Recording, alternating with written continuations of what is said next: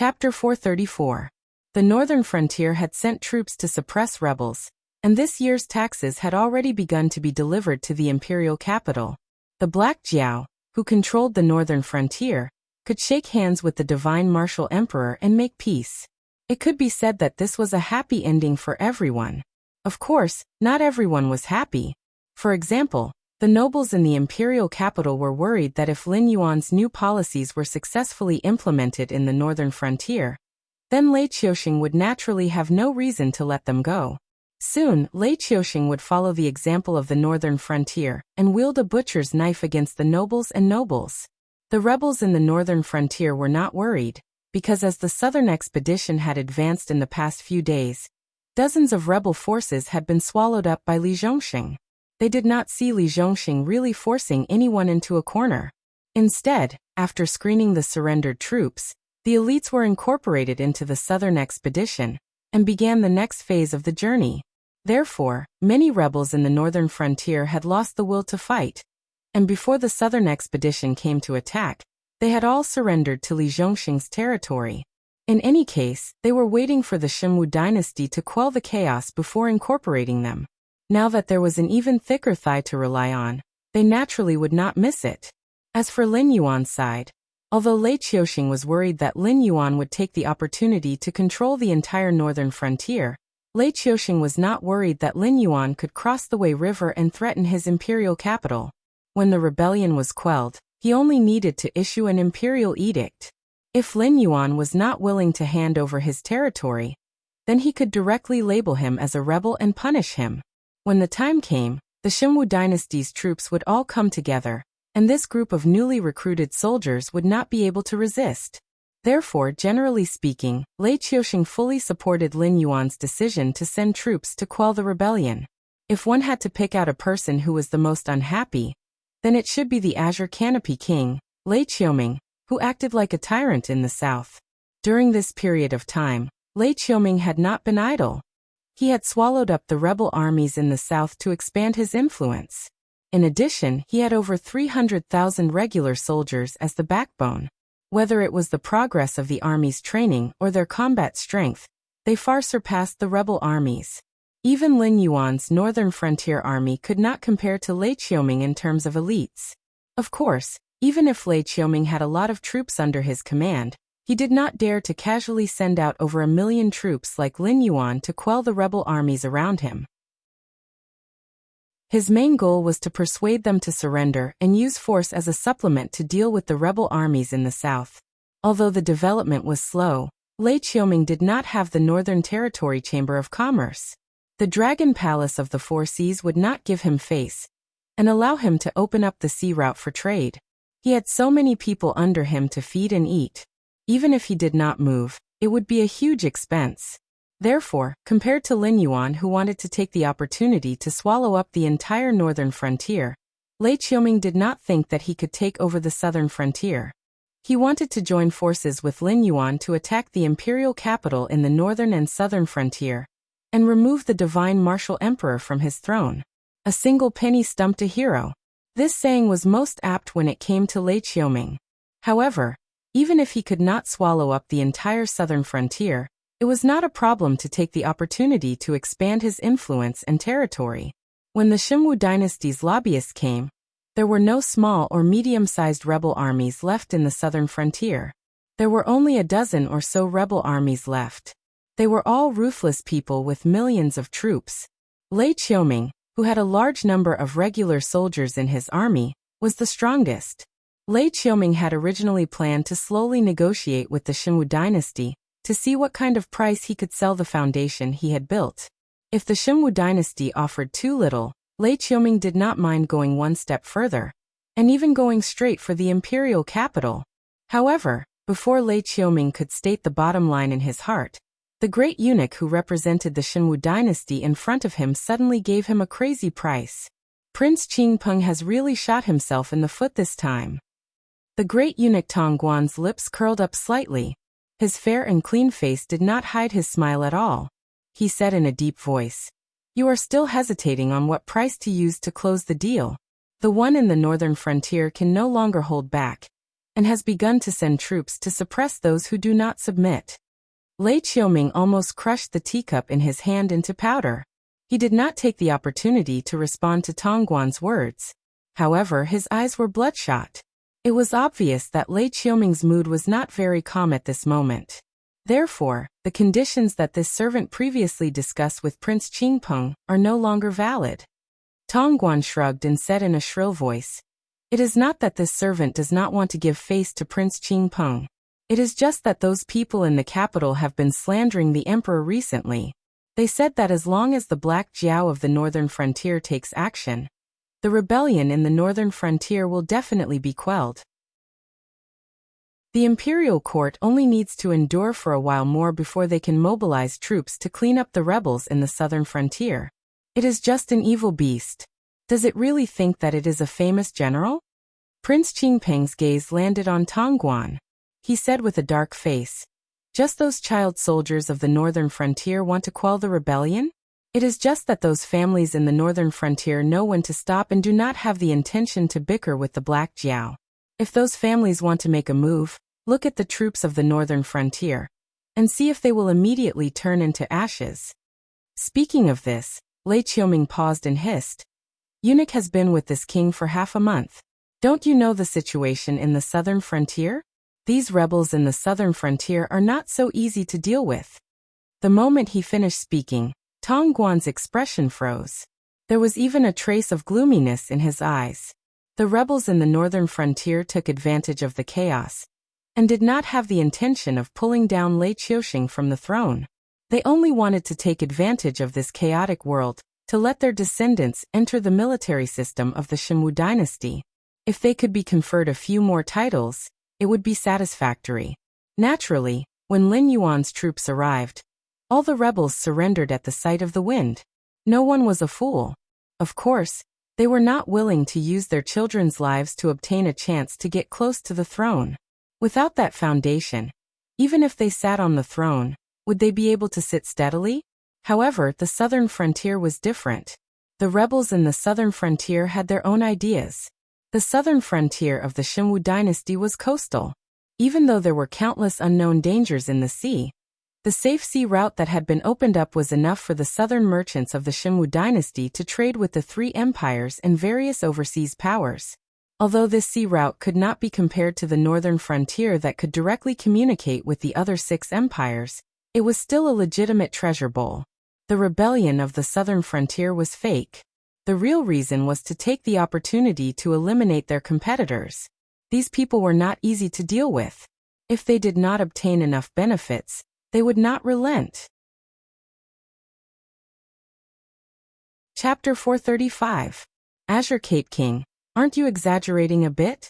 Tongguan narrowed his eyes, took a deep breath and said, "Although the southern aristocratic families are more troublesome than the northern ones, they don't have the guts to go against His Majesty.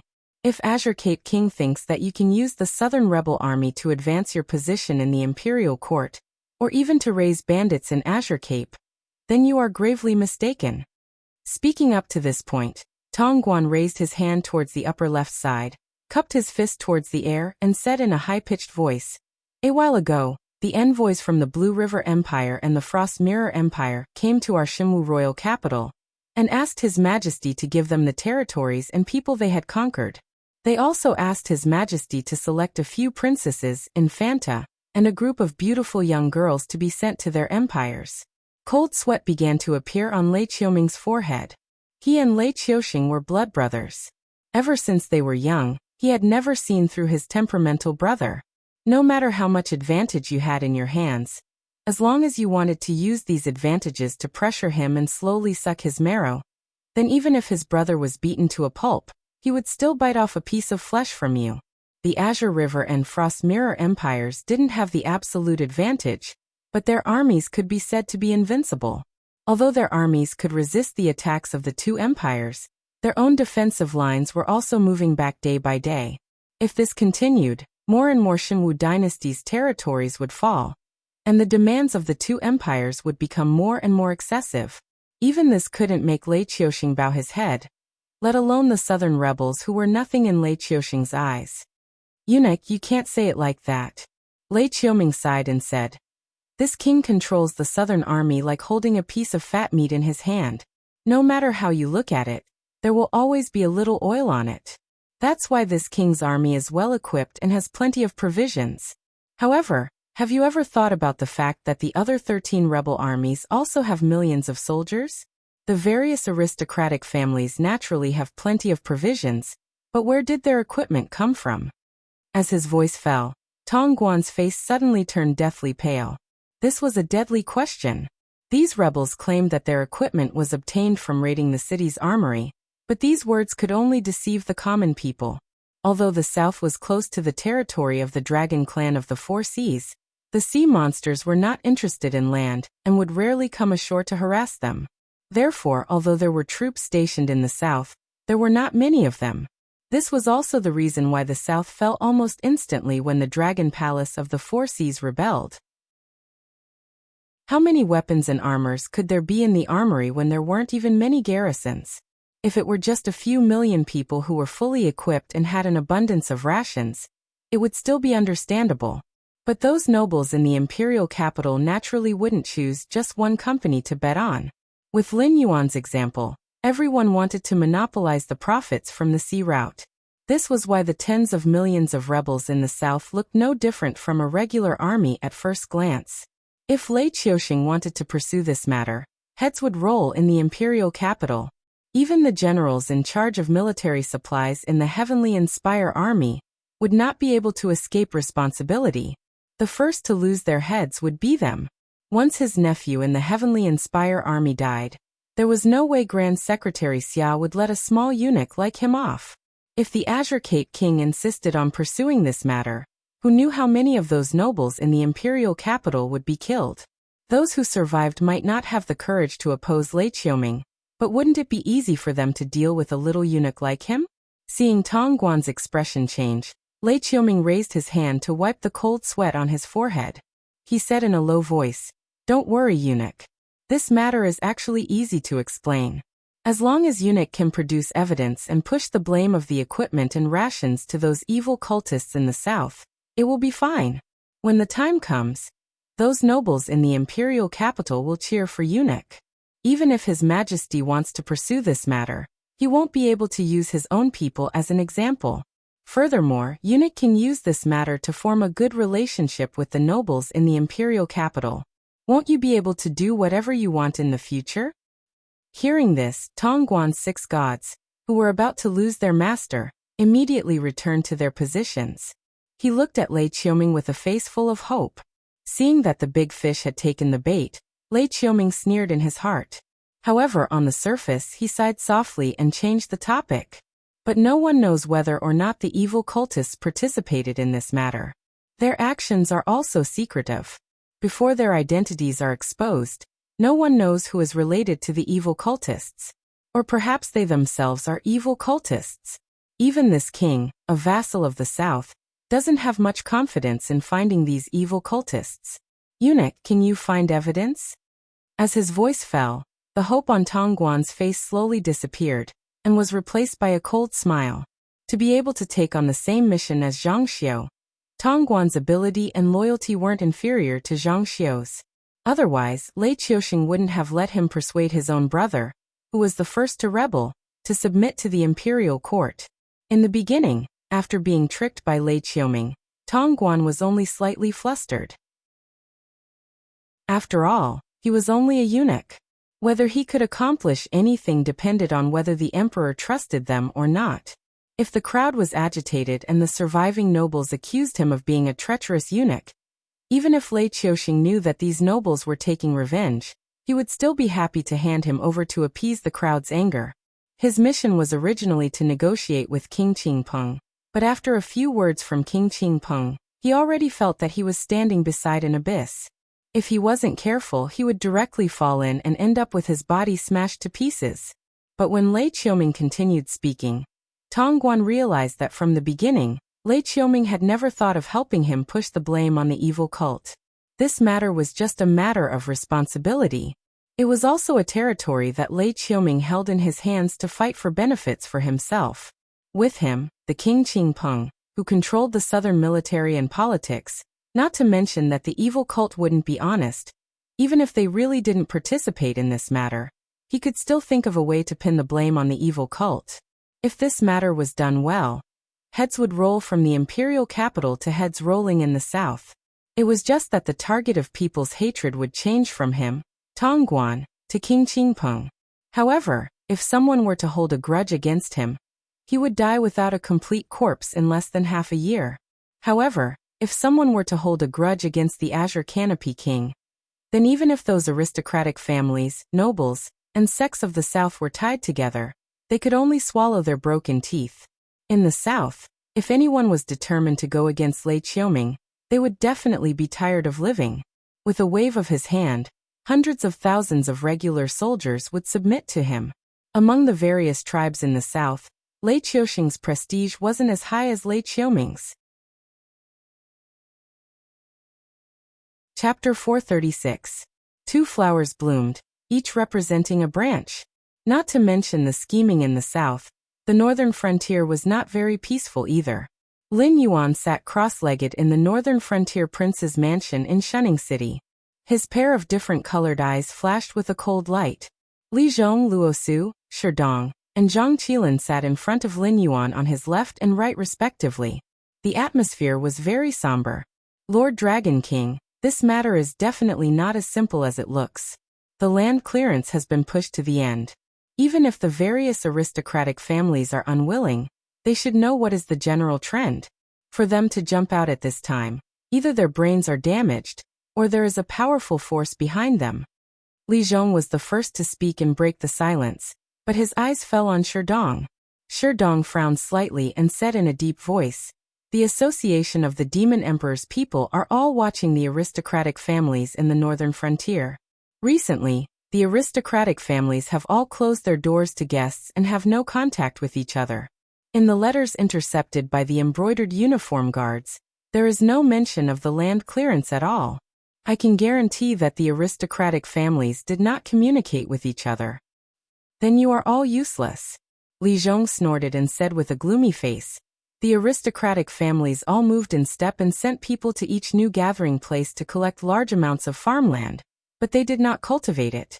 If it was just 1 or 2 families, it could be said that they did it on the spur of the moment, and just wanted to annoy us. However, they worked together and did it on the same time. They clearly have other plans. You tell me, this is called not communicating with each other in advance? As the eyes and ears of the northern frontier, the Association of the Demon Emperor did not send out any information in advance, causing a large amount of farmland to fall into the hands of the aristocratic families. Furthermore, the contracts signed were all for more than 5 years. Now that these aristocratic families did not cultivate it, it seemed to annoy them. However, if they did not hand over the food in phase, it was equivalent to giving Lin Yuan a chance to make a move on them. The aristocratic families in the northern frontier would not be so stupid. They wouldn't just occupy these lands and not cultivate them.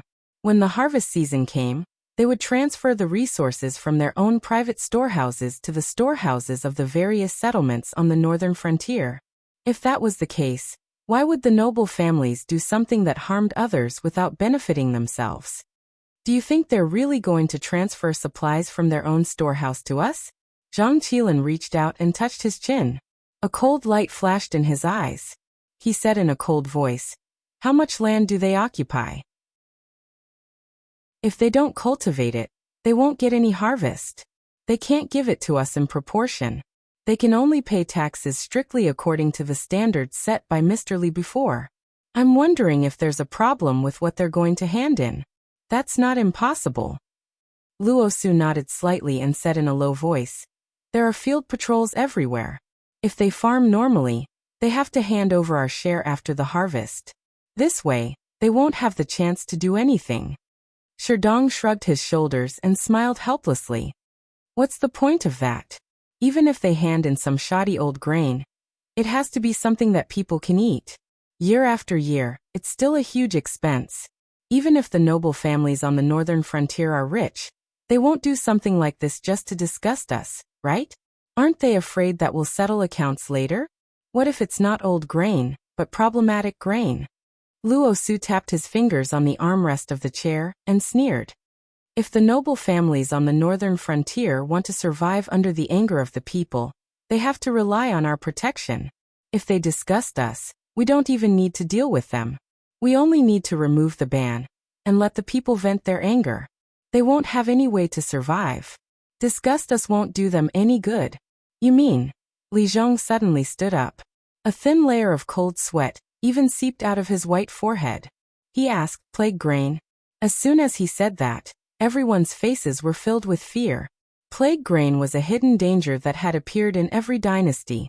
It was a common method used by evil cultists. People who ate such grain would quickly contract a strange disease that no medicine could cure. Only the evil cultists who prepared the plague grain would have a specially formulated antidote.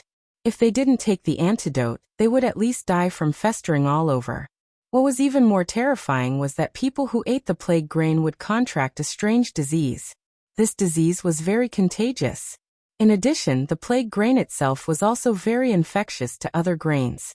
Even if one stone of the plague grain was stored in the warehouse, it would cause problems for the entire warehouse.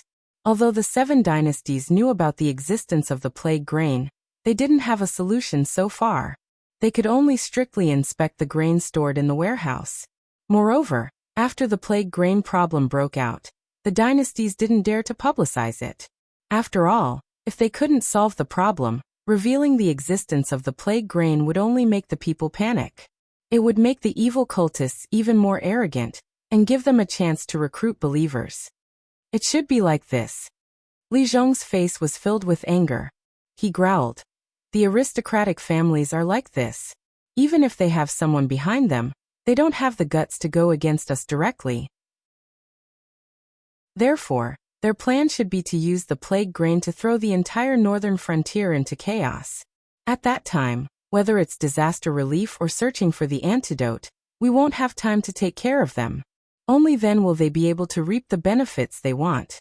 At this point, Lin Yuan raised his head for the first time. His gaze also fell on Sherdong. Sherdong reached out to wipe the cold sweat on his forehead. He said, "Everyone, please calm down. The so-called crisis and plague grain are just your own imagination. Without concrete evidence, what can you do to the aristocratic families? If there is no such thing, how will you deal with it? Have you considered all these?" Ha! Luo Su sneered and stood up from his chair. He waved his hand lightly and said coldly, "I don't do things based on evidence. When I go back, I'll capture a few of the aristocratic family's higher-ups and torture them. Even if they have 1,000 or 10,000 schemes, they'll have to spit it out." Sherdong also stood up from his chair. He looked at Luo Su, who was smiling coldly, like an angry beast. "Vice President Shi, what can I do for you?" Looking at the angry Sherdong, the corners of Luo Su's mouth curled up slightly. His originally bandaged face smiled even more ferociously. Now, 80% of the officials in the northern frontier are from aristocratic families. It'll be good if you can get something out of them. If you can't, how will this matter end? Have you thought about it? Sherdong slammed the table beside him and roared. The entire northern frontier's administrative structure is paralyzed. Will you be responsible for it? Chapter 437. What is your Demon Emperor Association doing? Luo Su maintained a ferocious smile on his face and said coldly, "Didn't you claim to be the eyes and ears of the northern frontier? Now the aristocratic families of the northern frontier are colluding with each other. It's obvious that they are plotting something against us. First you say that you have no evidence, then you say that you need to consider. If your association of the Demon Emperor could collect solid evidence, we wouldn't be sitting here wasting time. That's still better than your embroidered uniform guard coming to Xingyu prison." Zhang Qilan frowned and stood up as well. His sharp eyes fell on Luo Su, and his face was as gloomy as water. Back then, there was a lot of information in the association of the Demon Emperor that even Ding Zai and Sherdong didn't know about. It came from a group of spies trained by Lin Yuan.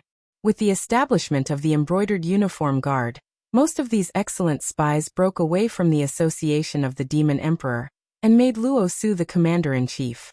They formed a spy agency that could compete with the association of the Demon Emperor. After all, the investigation and arrest powers of the embroidered uniform guard belong to this government office. Although the Association of the Demon Emperor, which existed as the eyes and ears of the northern frontier in the past, was also doing these things, it was only in name. Therefore, when the same task was done by two groups of people, the former could directly get the support of the local government, while the latter needed to rely on their friends in Jianghu to slowly investigate. This was the essential difference. Everyone knew that the so-called mutual supervision between the embroidered uniform guard and the Association of the Demon Emperor was deliberately pushed by Lin Yuan to compete with the Association of the Demon Emperor and the embroidered uniform guard. He didn't want to let one side dominate. But even if everyone knew about Lin Yuan's plan, they didn't have the guts to say anything to Lin Yuan. The incident of the sect of the Blood Divine was like a loud slap on the face of the Association of the Demon Emperor. If similar things happen one or two more times, Lin Yuan might even directly abolish the existence of the Association of the Demon Emperor and disperse its members to various government offices. Whether they had a good future or not would depend on their own luck. Whether it was the newly established embroidered uniform guard that was determined to establish its power. Still, the various presidents and vice presidents who did not wish for the Shifter Emperors Association to be disbanded just like that. The two secret service agencies were bracing themselves to confront each other at the northern frontier. Both sides were staring at each other's movements. No one wanted the other side to gain the upper hand. As for why Zhang Qilin spoke, it was entirely because he disliked the embroidered uniform guards led by Luo Su. With Luo Su, a commander-in-chief who would do anything to achieve his goals, the embroidered uniform guards could be said to be extremely deranged. Anyone who was suspicious would be dragged back to the local prison and interrogated by torture. Because some local government officials did not cooperate, the embroidered uniform guards set up private prisons and execution grounds. The entire yamen was filled with hostility. Although the embroidered uniform guards and the Shifter Emperor would fight against each other, and the security of the northern frontier, which Zhang Qilin was in charge of, seemed to be peaceful on the surface, but the undercurrent was surging in the dark. It was even a little jittery. The people at the northern frontier were angry but did not dare to say anything. They were suppressing their dissatisfaction. Sooner or later, there would be a big problem. And no matter what the embroidered uniform guards did, it was Zhang Qilin who would clean up their mess. Now, when the name Luo Su was mentioned in the northern frontier, the people would spit on the ground and curse him. And Zhang Qilin, who cleaned up Luo Su's mess, naturally got scolded a lot. Many officers of the Northern Battlefront Army had complained to Zhang Qilin about it more than once. "I don't care." Luo Su sneered and spread his hands. He said in a deep voice, "You can criticize me, but you can't stop me from doing my job. When I go back, I will catch a few masters and interrogate them. If you want to stop me, you'd better find out the truth before I offend all the families at the northern frontier." As his voice fell, Luo Su swung his sleeves and walked out of the meeting room directly. "Lunatic, unreasonable," Sherdong murmured with a pale face. The worry in his eyes was so thick that it could not be dispersed. After Luo Su left, Sherdong and Zhang Qilin cupped their fists to Lin Yuan and walked out of the meeting room side by side. "They're all gone. It's quiet now. Do you have anything else to say?" Lin Yuan's gaze swept over Li Zhong's white and jade-like face, and his voice revealed a bit of indescribable laziness, as if he didn't take this matter to heart at all. Li Zhong sat in his seat. His fingertips gently tapped on his knee. He said expressionlessly, "The embroidered uniform guards and the Association of the Demon Emperor are now in a stalemate. They can't tell who is stronger and who is weaker. You can still live in peace. If you let go of the northern frontier, these two forces will definitely start a bloody and dark fight. By then, all the officials at the northern frontier will not have a good ending." "What do you mean?" Lin Yuan glanced at Li Zhong from the corner of his eyes. He still maintained his lazy tone. "Separate Sherdong from the Association of the Demon Emperor, which focuses on intelligence. Divide the intelligence of the northern frontier into public and private departments. The main force of the Association of the Demon Emperor will be in charge of public transport. The private information that cannot be shared with outsiders will be jointly handled by Sherdong and Luo Su. with the association of the Demon Emperor as the main force, set up a new government office to specialize in this matter. However, the personnel must be selected from the embroidered uniform guards. In short, in the future, Sherdong will take the initiative and Luo Su will do the work. Vice versa. It's true that the two sides check and balance each other, but they have to know who is stronger and who is weaker. If things continue like this, everyone wants to suppress the other. Haha, I'm afraid that even they will not have a good ending. Li Zhong took a deep breath. There was a faint look of fear in his eyes. When living creatures roamed the world, no matter what the reason was, they would more or less have some secrets. The embroidered uniform guards and the association of the Demon Emperor were the kind of monsters that left no place to hide their secrets. When two terrifying monsters fought against each other, casually revealing some of their secrets would be enough to consign many people to eternal damnation. Go back and draw up a plan for this matter. Mention it at the next meeting and pass it directly. Lin Yuan yawned. He turned his head and looked straight at Li Zhong. What do you mean? Li Zhong suddenly shivered. He looked at Lin Yuan in disbelief. The conferring of the title of King of the Northern Frontier was not just a verbal announcement. One had to spend time and resources to prepare a grand ceremony to announce to the people of the Northern Frontier. Previously, Lei Fan's conferring ceremony had been held together with Lin Yuan's conferring ceremony. Although the scale of Hu Yan's conferring ceremony was not small, but because of Lin Yuan's restrictions, it was actually only limited to Shunning City. But for Li Zhong, the third king of the northern frontier, Lin Yuan was going to delegate his power to him. Naturally, he could not be careless or disrespectful. It was just that before the preparations for the conferring ceremony were completed, Lin Yuan had to show a moderate amount of trust and respect for Li Zhong. As long as it did not involve the fundamental issues of the new policies, even if it was something that Lin Yuan had discussed with Li Zhong, he had to let Li Zhong have some face. Chapter 438. You are the king of the northern frontier. Naturally, you should make the decision. Lin Yuan's eyes flashed with a hint of playfulness. He sneered. Sherdong and Luo Su have different ways of doing things, but they are both smart people. Even you, an outsider, can think of the hidden dangers of the conflict between the Shifter Emperor and the embroidered uniform guard. Can't the two of them see that if they continue to fight, no one will have a good ending? As his voice fell, Li Zhong's face turned solemn, and he stared at Lin Yuan. Sherdong didn't say anything on the surface, but he didn't object when the matter of the epidemic food was brought up.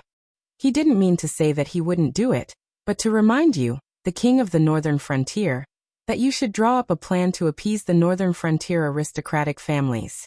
Otherwise, when the time comes, the aristocratic families will be implicated, and there will be no one in the northern frontier administration. However, the matter of the aristocratic families playing tricks is the most important in Sherdong's heart. He knows very well that you and I will not let the Shifter Emperor and the embroidered uniform guard continue to fight like this.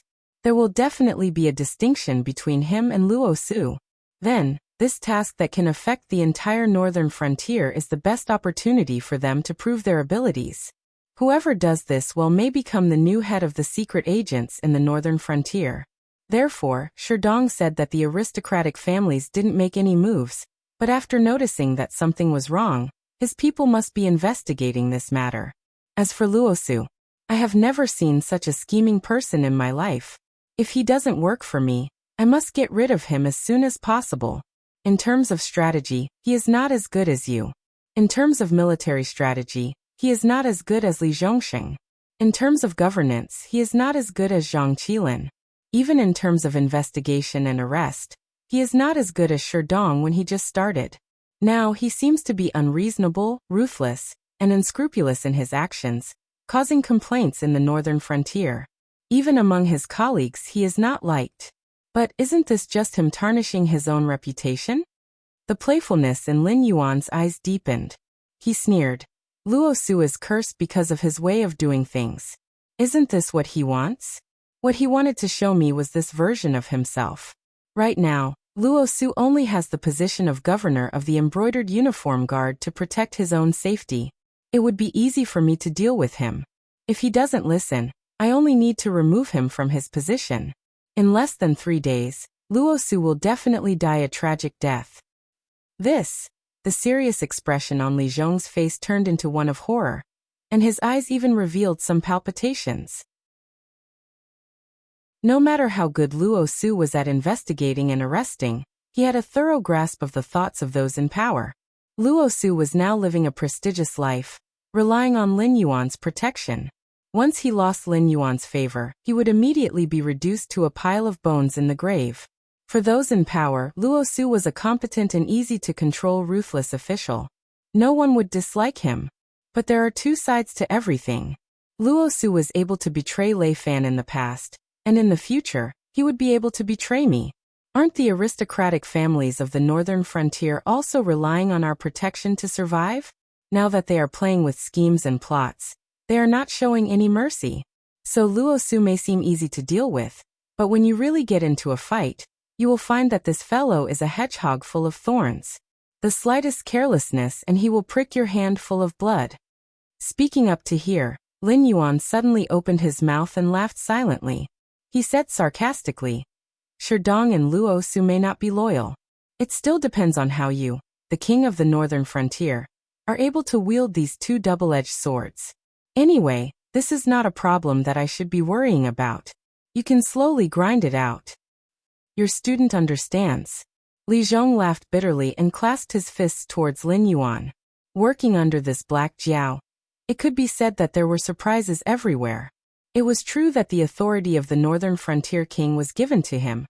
But God knows how many more ticking time bombs like Luo Su and Sherdong were waiting for him. If he did not handle it properly one day, or if he was about to be abandoned, these things could easily take his head. The people under Lin Yuan's command actually all had their own thoughts and were divided into different factions. But when Lin Yuan used people, it was as if he was ordering them around like an arm. What he used was the individual selfishness of these people, and the purpose of each faction to balance each other out. Li Zhong suddenly thought of the emperor's schemes that his former teacher had taught him. Now, when used on Lin Yuan, it was as laughable as a child bickering. What thunder and rain were the emperor's grace, what balance of power, Lin Yuan grasped it perfectly. Don't look at how Lin Yuan did not actually control any yamen in the northern frontier. These yamen were not even loyal to Lin Yuan. But Lin Yuan was able to make these people perfectly carry out his will. If there was anyone who was not convinced and wanted to rebel, they would be reduced to ashes in an instant. Li Zhong suddenly realized that Lin Yuan had planted a seed of fear in his heart at some unknown time. But even though he realized this, he still could not overcome it in the face of Lin Yuan's various methods and contingencies. Just like the present rebel armies of the Xinwu dynasty, they appeared to be very powerful, but they were all thinking of how to take advantage of this chaotic world to obtain some benefits for themselves. The only one who truly wanted to pull Lei Qiuxing down from the throne was probably the Qingpeng king. And I have a general direction. Do as you see fit. I have to make a trip back to the Hengduan Mountains in this period of time. I don't have time to scheme against each other on the northern frontier. Lin Yuan gently waved his tail, indicating for Li Zhong to leave. Only then did Li Zhong stand up from his chair and walk out of the conference room. The moment the door of the conference room closed, Li Zhong leaned against the door frame as if he had lost all his strength.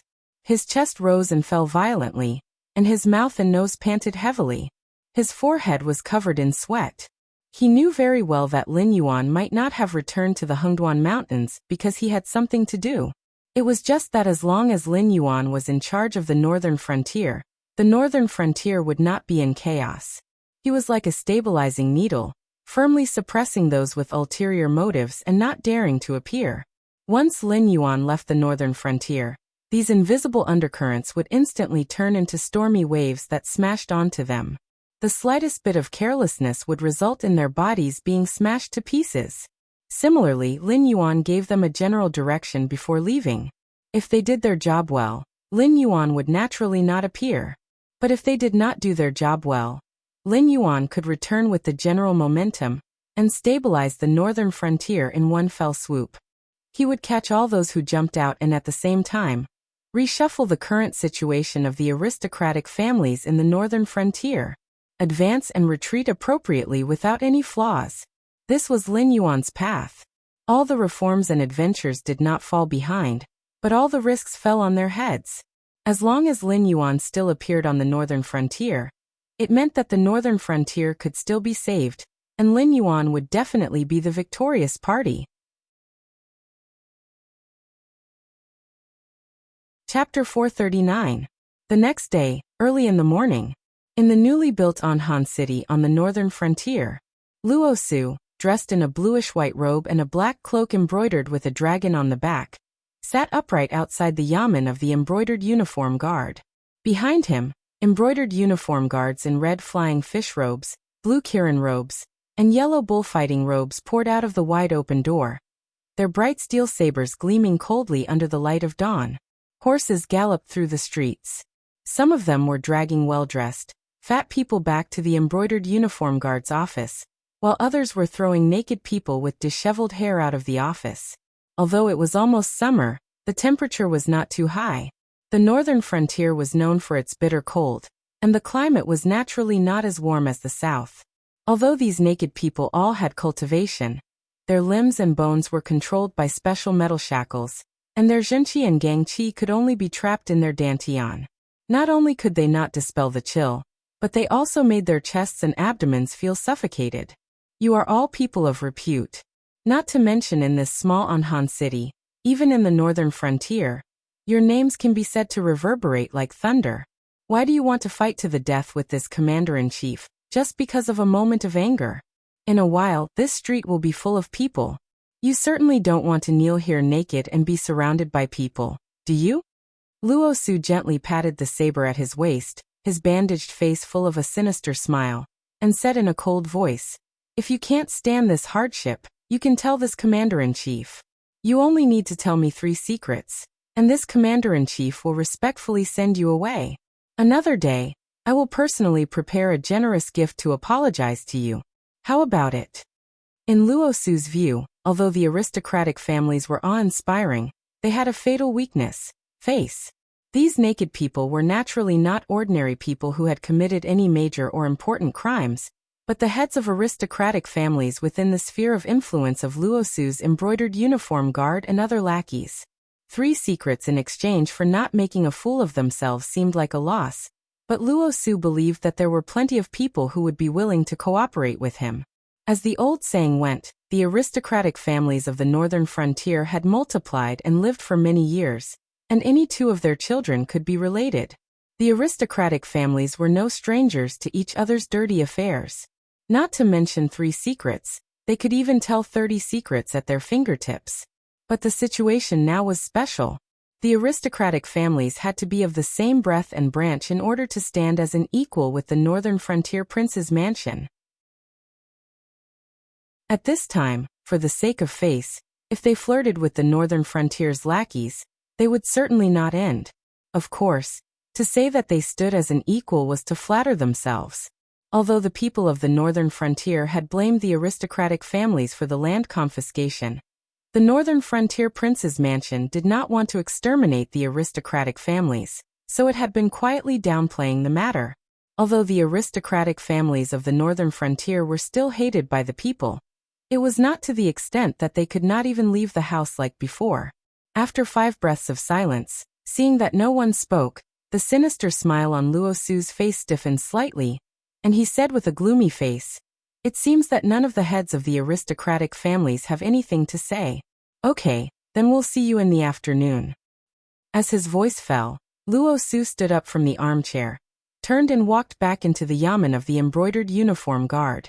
2 embroidered uniform guards guarding the door came up to him, one on the left and one on the right. Luo Su glanced at the trembling heads of aristocratic families out of the corner of his eye and ordered in a low voice, "The number of heads of aristocratic families kneeling here is at least 800, if not 1,000. You won't be able to get anything out of them if they are so stiff.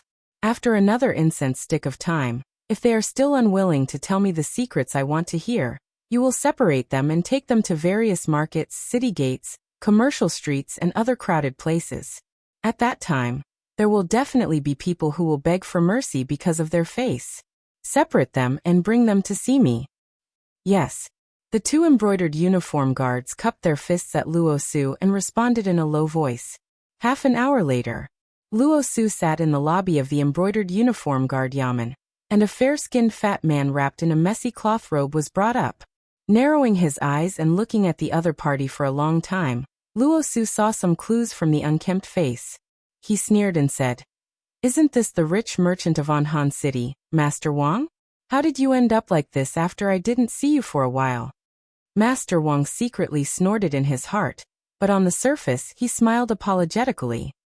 "I had a misunderstanding with the governor's subordinates. It's okay. The governor is now the favorite of the Dragon King. Surely you won't detain us for no reason, right? If this matter were to spread, it would be bad for the governor's reputation. We are businessmen, and we don't do things that harm others without benefiting ourselves. The governor should speak frankly. What do you want to know?" The heads of aristocratic families were all prideful.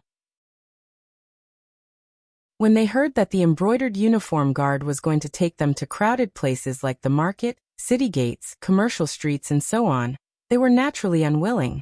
Although it was shameful to kneel in front of the embroidered uniform guard yamen, due to Luo Su's usual violent style, not to mention the embroidered uniform guard yamen, even the entire street was filled with embroidered uniform guard cavalry or secret agents. There were not many people who dared to join in the fun, but if they were to kneel naked in the middle of a busy street, it was a different matter. At that time, the heads of the aristocratic families held their breaths and wanted to make a move. However, their cultivation and limbs were restricted, so how could they fight against the fiendish embroidered uniform guards? Many of the heads of the aristocratic families who rose up to resist were beaten up. Among them, after being beaten up, there were many who suddenly understood that Luo Su had made such a big move. It was definitely not just to scare them. If they did not take some goods from them, they would only lose face today. Tomorrow, they might lose some parts of their bodies. Therefore, Master Wang quickly adjusted his mentality and put on the face of a businessman. He understood that he just wanted benefits. Luo Su blew the tea in the cup and said expressionlessly, "Didn't I say? Each of you will tell me 3 secrets. What you want to tell me, doesn't it all depend on what you want to say? What do you mean by what I want to hear?" The smile on Master Wang's face froze. He carefully probed. Then, "Commander, can I go home directly after I tell you 3 secrets?" Luo Su definitely did not have any good intentions. He had made up his mind. Once he got out of the embroidered uniform guard yamen, he would immediately contact the sons of aristocratic families all over the northern frontier. They would jointly go to the northern frontier prince's mansion to complain. Even if there was no result, he had to make a big deal out of it. At least, he had to let himself exist in the eyes of the public. He could not let Luo Su quietly capture him like today, or send a few secret agents to directly take his life. This move could also guarantee his position, and show that he did not betray the aristocratic families of the northern frontier. He had just escaped from the tiger's mouth, and was thinking of ways to rescue these old brothers who were still suffering. Chapter 440. Old Master Wang must be joking. Luo Su took a sip of tea and slammed the teacup on the table. He sneered. Old Master Wang is an expert in business. Naturally, you know the principle of different times and different prices. I said before that if you told me 3 secrets, I would let you go. But you didn't cherish this opportunity. Now why do you still want to sell the same thing at the original price? Speaking of this, Luo Su lowered his chin and sneered. If it was the same business, Old Master Wang wouldn't do it, right? Of course. Old Master Wang once again put on a smiling face and nodded and bowed. I didn't expect the commander to be proficient in business. I'm impressed. It's just that I really don't know what the commander wants to do. Naturally, I can't open my mouth. Why don't you give me a few more pointers? Perhaps I just happen to know the secret that the commander wants to know? The embroidered uniform guard was such a large yamen. There were so many people in the yamen who needed salaries. Opening a private prison and making torture instruments all required money. The northern frontier Wangfu certainly couldn't fork out all of it. After all, there was the existence of the Council of the Demon Emperor eyeing them covetously. If the northern frontier Wangfu was too biased towards the embroidered uniform guard, the Council of the Demon Emperor would certainly not be willing. Therefore, it wasn't the first time that the embroidered uniform guard had captured people and extorted them from these aristocratic families. Old Master Wang naturally couldn't leave any traces of gossip and give Luo Su another chance to find trouble with him. He was as smooth as a ball. Didn't I say it already? 3 secrets. Once you're done talking about this matter, it's over. As for what I want to hear and what you know, it has nothing to do with you. Do you understand? Luo Su bent down, a playful look appearing in his eyes. He said, "It's just that old Master Wang has been wronged. After you tell me the secrets today, you'll have to stay in the yamen of the embroidered uniform guard for a while. Of course, I'll take good care of you." Old Master Wang couldn't help but shudder when he heard that. Even though he had never stayed in the embroidered uniform guard's yamen, he had neither eaten pork nor seen pigs run. That damned place was not a place where anyone could come out unscathed. In the dark prison, there were boiled carrots for every meal, and there were all sorts of torture tools and punishments. Even if the King of Heaven came, he would not be able to have a good life in the embroidered uniform guard's yamen, much less a small merchant like him. If he could be caught and sent to the embroidered uniform guard's private prison, it meant that the cases he was involved in were all heaven-defying. 1 or 2 rounds of torture would not be able to get anything out of him. The head of the aristocratic family, who had been kicked to the ground, was just about to get up when the embroidered uniform guard who had led him in quickly stepped forward and stomped on his chest. A copious amount of power exploded, directly suppressing him to the point where he could not even get up. Thinking of the change in Luo Su's attitude, and then thinking of old Master Wang who had just walked into the embroidered uniform guard yamen's backyard, the aristocratic family head's heart suddenly thumped, and his eyes abruptly revealed a venomous look. He was now 80% sure that old Master Wang, who had just entered the backyard, had definitely said something serious to Luo Su. Otherwise, Luo Su wouldn't have directly dealt such a heavy blow without a certain degree of certainty. Ha, what is Commander Luo talking about? How come I don't understand? Although he had imagined a great drama of being betrayed by a traitor, for the sake of stability, the aristocratic family had still braced himself, and planned to laugh it off with Luo Su to see if this matter could be covered up. You don't understand? Then I'll give you a few pointers. Autumn grain, arable land management. Luo Su's cold gaze fell on the aristocratic family head's face, instantly making him feel as if he was being stared at by a poisonous snake. After a moment of silence, Luo Su squatted down and reached out to pat the aristocratic family head's cheek. He laughed coldly and said, "Son of a bitch, do you think that the embroidered uniform guard is useless and that we can't even control your every move? Do you think that you can hide your little actions from us? Think carefully about the people who knelt in front of the embroidered uniform guard yamen today, and those who were later brought here. Wasn't one of them in cahoots with you?" At this point, even if the aristocratic family head still had some delusions in his heart, at this moment he was dealt a blow. His last line of psychological defense collapsed, and only then did the aristocratic family head kneel in front of Luo Su with tears and snot running down his face. Although he didn't speak, he kept kowtowing. Chapter 441. Nothing more than this.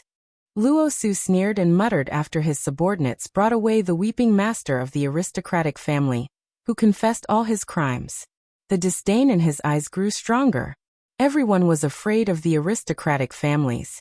In the past, they were afraid that the aristocratic family's power was enough to overturn the entire northern frontier. Now that the aristocratic family's foundation was completely cut off by Lin Yuan, they began to fear that the aristocratic families would not be willing to submit and assist the king of the northern frontier.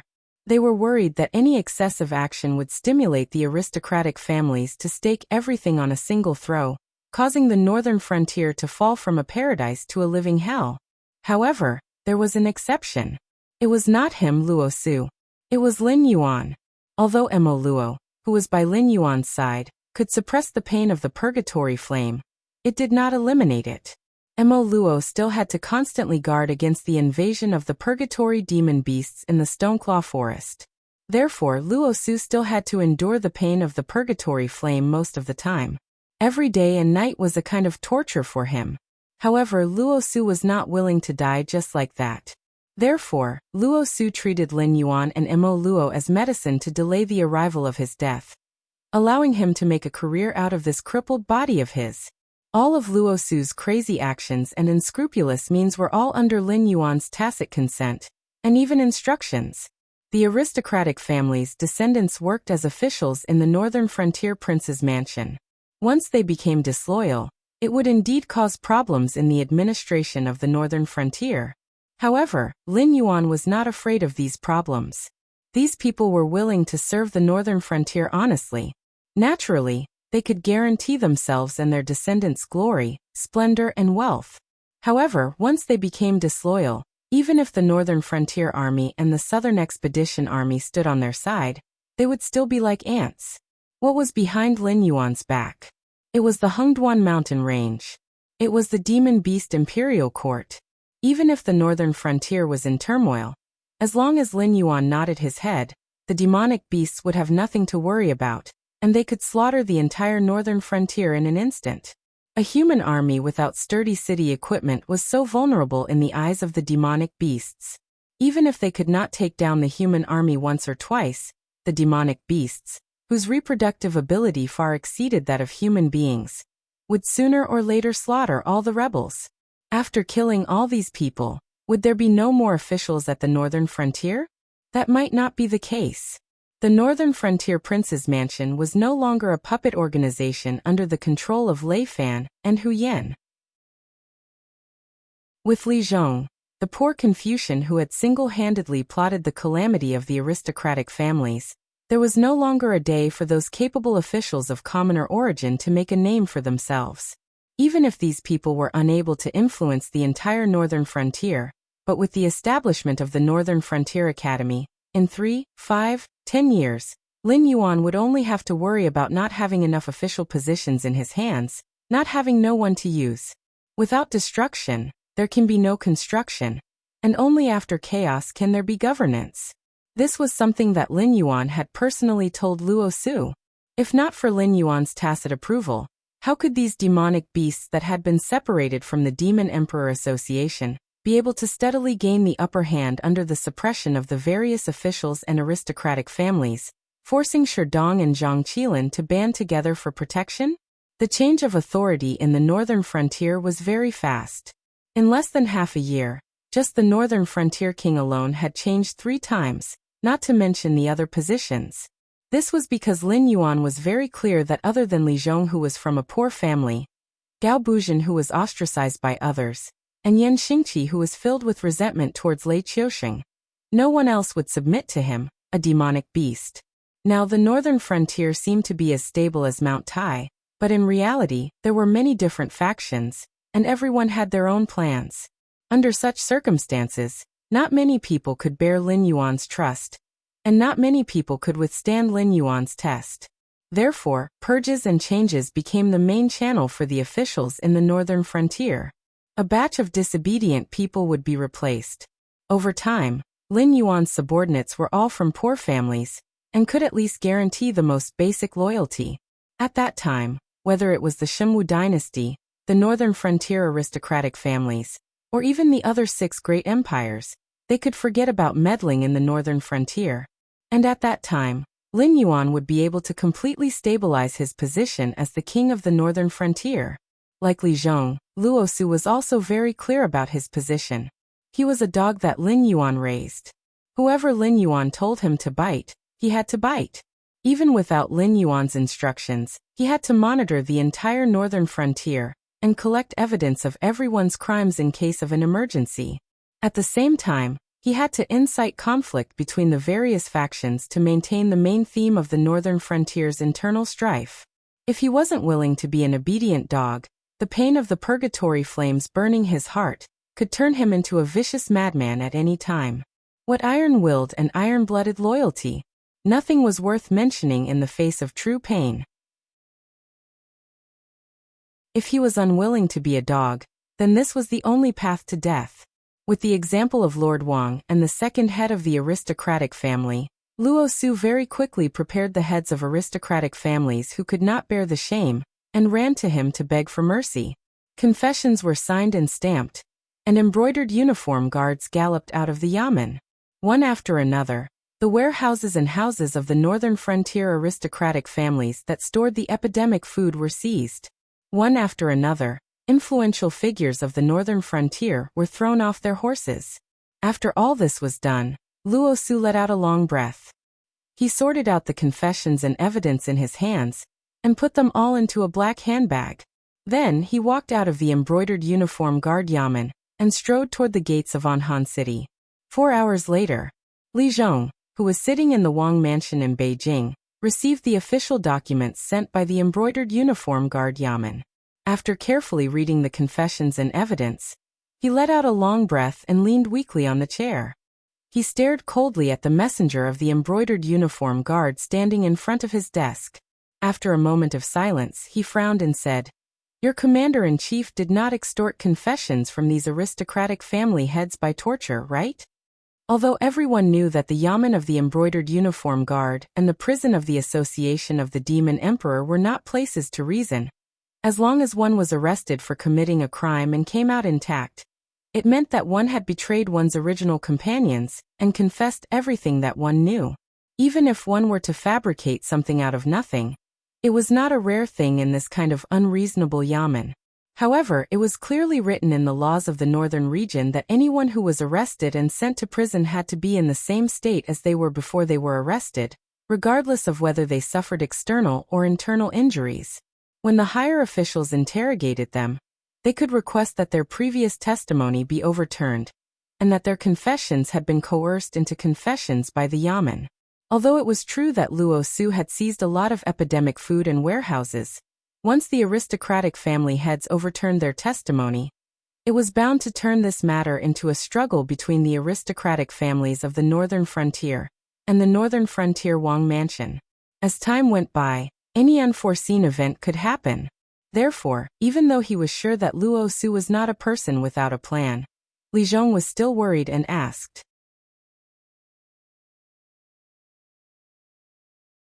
Chapter 442. Rest assured, Your Highness. How could our commander-in-chief do such a thing as lifting a rock and dropping it on his own foot? The messenger from the brocade guard laughed and explained Luo Su's methods. In the end, he said in a cold voice, "Even if the heads of these aristocratic families want to continue making trouble, the epidemic food we seized and the storehouses are all things that cannot be faked. If Hu Yan was still in charge of the northern frontier prince's mansion, they could still cover up their lies and push out some scapegoats to take the blame. However, our commander-in-chief said that Your Highness absolutely cannot do such evil things and continue to connive with these northern frontier aristocratic families. Very good. Go and receive your reward." Li Zhong nodded at the messenger from the brocade guard, indicating that he should withdraw. Luo Su's movements in Anhan City were not small. The aristocratic families of the northern frontier were likely to have noticed that their plans had been exposed ahead of time. At this time, they should not be trying their best to distance themselves from the relationship, or they should be staking everything on a single throw. Li Zhong was an expert in politics and strategy. To put it bluntly, let alone the northern frontier, as long as the officials under him could strictly carry out his orders, even if the entire Xinwu dynasty was in his hands, Li Zhong was confident that he would be able to govern it in an orderly manner. However, politics and strategy were purely mental work. If he were to be like Lin Yuan, and be able to understand people's hearts to the extreme, clearly aware of his every move, what the chess player opposite him would think, what the chess pieces on the chessboard would think, then it would be difficult for him. Li Zhong did not have a good solution to the current situation.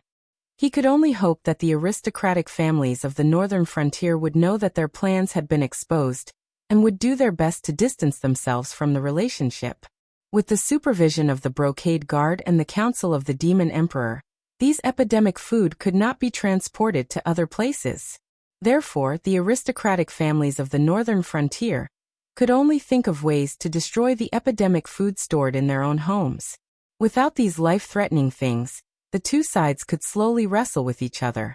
When the time was right, They could use a series of decrees such as business tax reduction to stabilize the hearts of the people on the northern frontier, and let the officials from aristocratic families rise up. Everything would not be messed up, and things would develop in a good direction. Thank you, Your Highness. The messenger of the embroidered uniform guard grinned and bowed to Li Zhong. Then he walked out of the door. None of the members of the embroidered uniform guard were officials. Even the Association of the Demon Emperor did not know about the situation there. This wasn't good news. Although the three cities were located at the northern frontier, and were even close to the demonic beast forest, as old cities, they were one of the most powerful gathering places in the northern frontier in terms of population and military power. At the same time, they were also one of the most chaotic places. Now, all the gathering places in the northern frontier were rioting and arson. However, there was no news from the three cities. Obviously, it was not because of good public order. Perhaps the government of the three cities had already colluded with the northern frontier aristocratic families to carry out the epidemic food plan by force. They might even gather their troops and openly rebel. Otherwise, it would be a fool's dream to hide from the association of the Demon Emperor and the embroidered uniform guards with the power of the northern frontier aristocratic families. Although the embroidered uniform guards had government offices, and the association of the Demon Emperor had contact points, there were not many people stationed in these places. Most of the spies were hidden in various areas of the gathering places. There were people from all walks of life. If the local government had not mobilized troops to seal the cities, it would be impossible for no news to leak out. Moreover, the three cities were not newly established residential areas. They were three of the original 7 cities at the border. Aristocratic families stood in great numbers. Now that they knew that their plan had been exposed, they still joined forces to seal the 3 cities. Obviously, they were going to give it their all. The northern frontier aristocratic families were not worth mentioning in Li Zhong's eyes. However, the news from the embroidered uniform guards pointed out that there was another expert behind the northern frontier aristocratic families. It was Kong Lezin of the 4 United Group that he had heard from Lin Yuan before. He was a terrifying existence whose realm was above the Kong Ming realm. Even if such a person did not play tricks, he could easily destroy the northern frontier with a wave of his hand. Moreover, he had no intention of finding trouble with Lin Yuan. Instead, he was secretly colluding with the northern frontier aristocratic families to put on a big show for Lin Yuan. Now it seemed that this Kong Lezin should be in one of the 3 cities. Who knew what kind of ultimate move he was brewing? This was not a game, but a real rebellion. Li Zhong was very clear that he could not make any mistakes.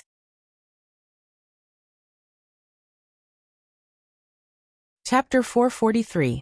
Li Zhong rubbed his temples and said in a deep voice, "I know. Go back to the meeting point in Shunning City and ask if your Vice President Ding Zai has returned. If he has returned, ask him to come to see me immediately. If he hasn't returned, then wait for the news.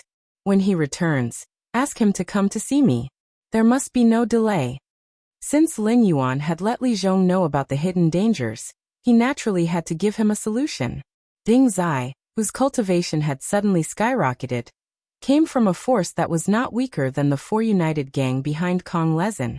Ding Zai had appeared once before, and after intimidating the aristocratic forces led by Hu Yan, he hurriedly left the northern frontier. According to Lin Yuan, Ding Zai had gone to call for reinforcements. If he returned, he would definitely bring back a powerful person who could rival Kong Lezin. Of course, neither Li Zhong nor Lin Yuan were gamblers who had lost their eyes. Naturally, they would not bet all their bets on Ding Zai alone.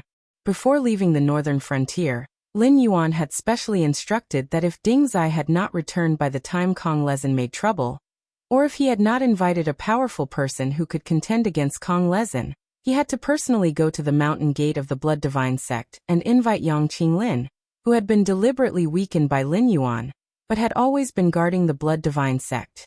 According to Ding Zai's intelligence, Kong Lezin had a conflict with Yang Qinglin for some reason not long after entering the northern frontier. Lin Yuan did not have the confidence to make Yang Qinglin and Kong Lezin fall out, but he believed that as a powerful person who had reincarnated from the ancient times, Yang Qinglin had left behind countless backup plans and trump cards. Otherwise, his former enemy would have either died or become a powerful person that ordinary people did not dare to imagine. In the face of an opponent of this level, even an old monster like Yang Qinglin might not have much chance of winning. Therefore, as long as Yang Qinglin was willing to deal with Kong Lezin, the northern frontier could continue to be peaceful for a period of time. Although Li Zhong didn't know where Lin Yuan's confidence came from, he had already reacted. Yang Qinglin had been secretly plotting for many years. Even old demon blood Xi was trained by him. However, the Divine Blood Church was about to be eradicated by Lin Yuan. Coupled with the special geographical environment of the northern frontier and the appearance of Lin Yuan and Kong Lezin, the situation had become confusing. To outsiders, the northern frontier might be thriving. However, in Li Zhong's opinion, the northern frontier could be said to be in danger. It could be overturned at any time. However, Yang Qinglin did not leave the northern frontier even though his identity had been exposed.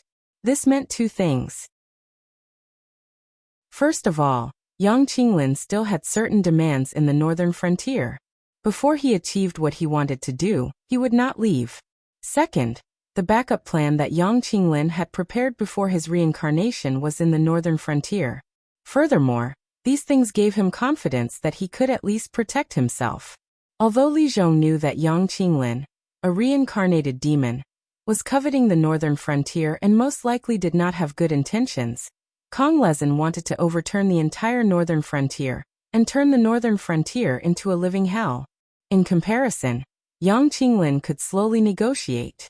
For the sake of all the living beings in the northern frontier, it was acceptable to sacrifice some people when necessary. Yes, the messenger of the Association of the Demon Emperor cupped his fist at Li Zhong and stepped out of Li Zhong's office. After the messenger of the Association of the Demon Emperor left, Li Zhong reached out and gently knocked on the table in front of him. A guard in bright silver armor pushed open the door of the office and walked in with majestic steps. He looked at Li Zhong with burning eyes and said in a deep voice, "My lord, what orders do you have for me? I'll have to trouble you to run an errand and invite Uncle Gao over." After Li Zhong finished speaking, he furrowed his brows imperceptibly. Then he lowered his voice and said, "Zhang Qilin, I'll have to trouble you to make a trip there as well. Tell them to drop everything on hand and come to me as fast as possible. I have something important to discuss with them." The guard cupped his fist at Li Zhong and left after receiving the order. After all his orders were issued, Li Zhong let out a long sigh of relief. His expression was somewhat strange. According to Lin Yuan's original plan, the aristocratic families in the northern frontier did need to be taught a lesson. However, the profits that the Northern Territory Chamber of Commerce could bring were enough to make these aristocratic families in the northern frontier bow their heads and obediently become the evil hounds of the northern frontier prince's mansion to deal with the dirty business. It was a pity that these guys were so insatiable. They felt that the benefits in their hands belonged to them. If anyone wanted to take the fruits of their labor, it would inevitably lead to a crazy counterattack. That was why these aristocratic families in the northern frontier were still stubbornly resisting Lin Yuan's rule. Although there were many aristocratic families in the three cities, as 3 of the 7 original border cities, the officials that Lin Yuan arranged in these 3 cities were almost all from humble backgrounds. They were people that Lin Yuan could trust. Moreover, the Northern Battlefront Army, the Embroidered Uniform Guards, and the Association of the Demon Emperor had arranged for a large number of people to be stationed in these 3 cities.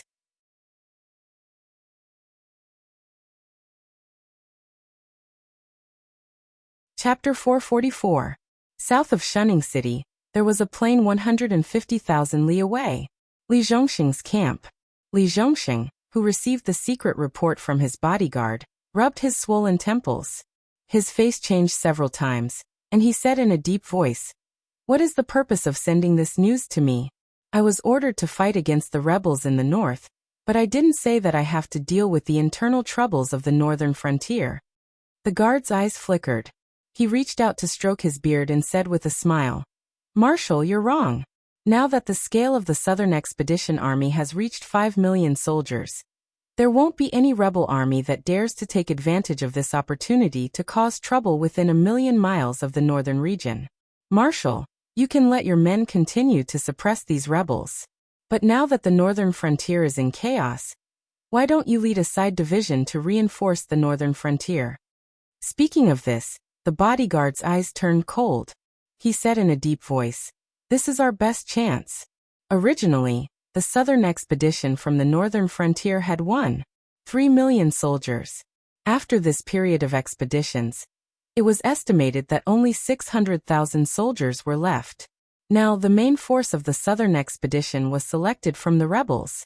After simple training, they were not so elite that they could fight with any army without falling into a disadvantage, but at least they knew how to listen to orders and obey the command. They had the characteristics of a strong army. More importantly, the main force of the rebels were not from the northern frontier. Although they knew about the illustrious reputation of the Black Jiao, they only heard about it from hearsay. They did not have much respect for the Black Jiao. On the contrary, Li Zhongxing, who led them all the way, was more popular in this army. The army these days was like this. The commander did not need to inform the soldiers under him. Li Zhongxing only needed to leave the generals who respected the Black Jiao to continue fighting against the rebels, and he personally led the rebels and the new army to the northern frontier. When the time came, they would join the army of the aristocratic families, Shen Linjun's reserves, and even Zhang Qilin's confidants. Then they would succeed. Even if the Black Jiao wanted to retaliate, the Xinwu dynasty would definitely send an elite army and some high-level cultivators to support the northern frontier after receiving the news. The Black Jiao, who had become Lei Qiuxing's mortal enemy, would be firmly pressed into the Hengduan Mountains. They would not give the Black Jiao any chance to cause trouble again. It was not Li Zhongxing's hesitant or resolute voice that responded to the bodyguard. Instead, it was a sharp and loud crack of the horsewhip. The whip heavily hit the guard's face, waking him up from his beautiful dream. He looked at Li Zhongxing in disbelief. Although I'm not a famous general, I'm not so stupid as to be played in the palm of someone's hand. Do you really think that you've hidden your dirty dealings with the aristocratic families of the northern region so well that no one knows about it? Li Zhongxing whipped the guard and mounted his horse with a disgusted expression. He said coldly, "Before I left the northern frontier, I was indeed a little hesitant. After all, for so many years, His Majesty had been in charge of the imperial capital, and the aristocratic families had cooperated with the government to govern the place. Although there were many filthy things, it was still a scene of peace. However, after leaving the northern frontier, I was shocked by what I saw and heard." "Commander." Only then did the guard come back to his senses. He opened his mouth, but he did not know what to say. After all, the northern frontier was a paradise. It was not said by his own people, but by the refugees who had fled to the northern frontier. The people of the northern frontier even disapproved of it. After all, other than the chaos when the demonic beasts attacked the city, they had been living under the protection of Lin Yuan for so long. Naturally, they had not experienced what kind of purgatory the outside world was. Just by pooling money and food from a few local aristocratic families, they could support a rebel army of more than 100,000 people. Large and small warlords fought and swallowed each other on this piece of land. Small warlords became big warlords, and the aristocratic families could not afford to support them. They occupied the land and called themselves kings, learning from the imperial court and collecting taxes and food from the people in their territory. They even took away the taxes and food that would be collected decades later. To put it nicely, it was collecting taxes, but to put it bluntly, it was robbing. But that was not the main point. If you want to rob, then rob. At the very least, you have to ensure that there is peace, right? But not all rebel armies had the strength of a regular army. When several factions fought against each other, the stronger ones would still be fine, but the weaker ones would be beaten back repeatedly. It was not rare for a city to change hands several times, and the people in these cities would have to pay taxes several times a day. Even the aristocratic families would not be able to handle it, not to mention the commoners. The roadside would be littered with bones. Although everyone knew that the northern frontier was a paradise, in the chaos of war, even if they did not go out, disaster could befall them. not to mention taking the risk to migrate to the northern frontier. Even if they had the idea, they did not have the ability to do so. Furthermore, the one controlling the northern frontier was a demonic beast. In the environment of the Sky Martial continent, not only were demonic beasts hostile to humans, humans were also hostile to demonic beasts. They did not think that the Black Jiao would be like what the rumors said, worrying that they would be reduced to food for demonic beasts if they took the risk to go to the northern frontier. You aristocratic family's disciples are all ungrateful wretches, hiding the wild ambitions in your hearts all day long, scheming in order to obtain more benefits for yourself. But no one has ever thought about whether the commoners will be able to survive. In this aspect, even a demonic beast can do better than you. Don't you feel ashamed? Li Zhongxing, who was riding on horseback, spat out a mouthful of saliva in disgust and said coldly, "I'm ashamed to be in the same group as you." The main reason why Li Zhongxing was hesitant to betray Lin Yuan was because the commoners of the northern frontier were living in peace and contentment. But the aristocratic families of the northern frontier wanted to drag the northern frontier into the flames of war for their own benefits. This had undoubtedly violated Li Zhongxing's bottom line, and at the same time, strengthened the idea in Li Zhongxing's heart. The world was already like this. It was fucking revolting. If Lin Yuan really had the disposition of a mighty ruler, the northern frontier would naturally not be able to restrict his steps. Even the entire north, in Lin Yuan's eyes, was just a stepping stone. If the commoners of the world could be as peaceful as the northern frontier, even if he carried the infamy of a traitor in the Shenwu dynasty, what could he do? Without waiting for the personal guard to struggle, Li Zhongxing urged his horse forward, and immediately, 7 to 8 military judges holding long swords surrounded him. The leading military judge looked at the personal guard with a smile that was not a smile, and sneered, "This young master, please." The third son of the Su family head of Taizong, rarely known for his talent, but today, it seems that he is only SOSO. But it has really been difficult for you to actually be able to disguise yourself as a scoundrel and sneak into the southern expedition, and even become Marshal Li's personal guard.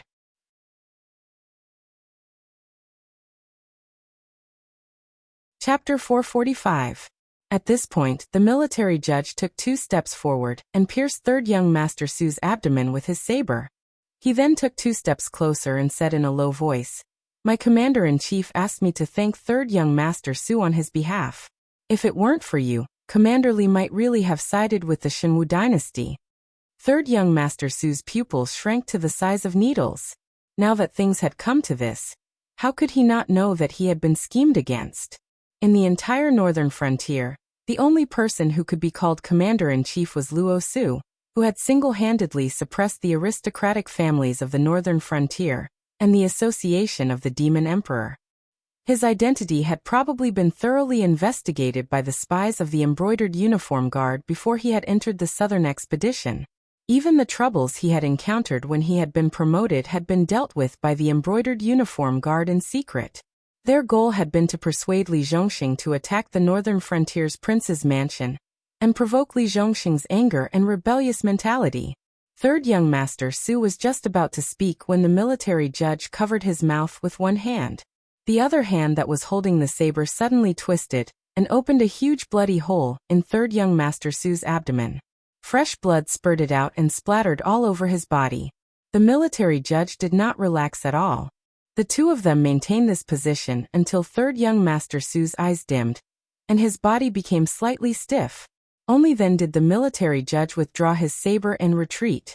He waved his hand to summon a military judge beside him and said slowly, "Find an opportunity to leave the army and return to Anhan City to report that the southern expedition's disaster has been eliminated, and that there won't be any more changes in the short term. I will continue to follow Li Zhongxing's trail." "Yes, Lord Qianhu."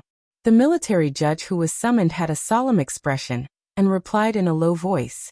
The embroidered uniform guard and the association of the Demon Emperor had managed the northern frontier so well that even if the spies of the embroidered uniform guard managed to infiltrate, they wouldn't dare act rashly without receiving orders from their superiors. However, outside of Shunning City, was the territory of the elites of the Embroidered Uniform Guard for many years. Even in Li Zhongxing's southern expedition, who knew how many spies of the Embroidered Uniform Guard had infiltrated. Therefore, the information regarding Third Young Master Su was quickly sent to Lei Qiusheng. After reading the entire story, Lei Qiusheng's face immediately flushed red. Even smashing the 4 treasures of the study and all kinds of ornaments into pieces was not enough to vent his anger.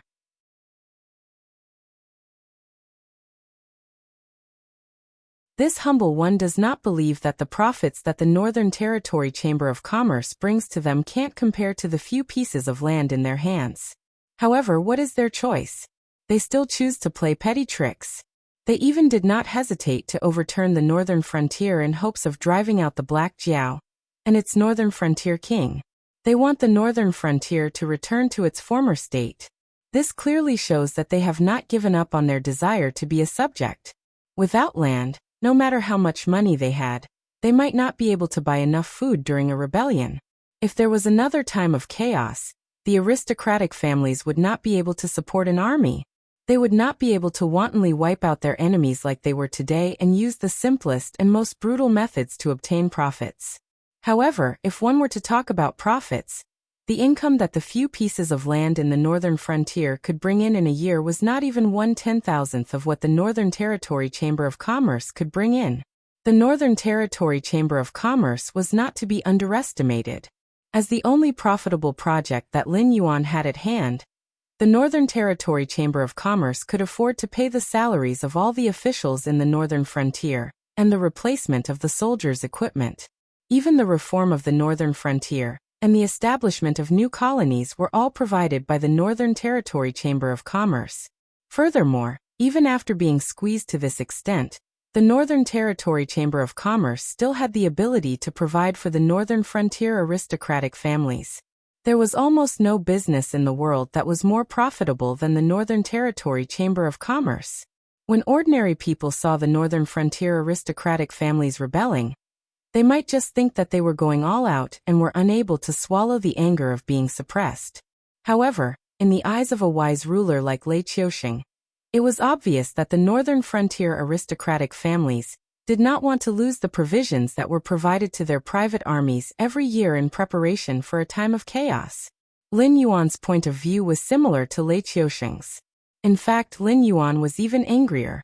This was because he had already given the northern frontier aristocratic families enough face, and given them a chance.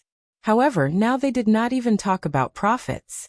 Not only did they wipe their mouths and not acknowledge the debt, they even wanted to seize the opportunity to occupy the entire northern frontier and control the operations of the Northern Territory Chamber of Commerce.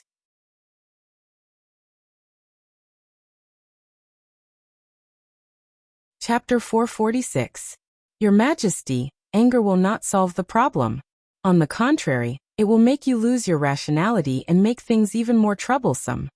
Zhang Xiu's pale forehead was covered in a thin layer of cold sweat. He lowered his voice and said, "That Black Jiao has already destroyed the courage of those people on the northern frontier. On the surface, they don't care about life and death and want to fight with the Black Jiao, but in reality, they are certain that the Black Jiao will not do anything to them on account of the fact that most of the officials on the northern frontier are from noble families." Lei Qiusheng narrowed his eyes slightly, his gaze pausing on Zhang Xiu's face. He did not understand why Zhang Xiu would say such words that boosted the morale of others and destroyed his own prestige.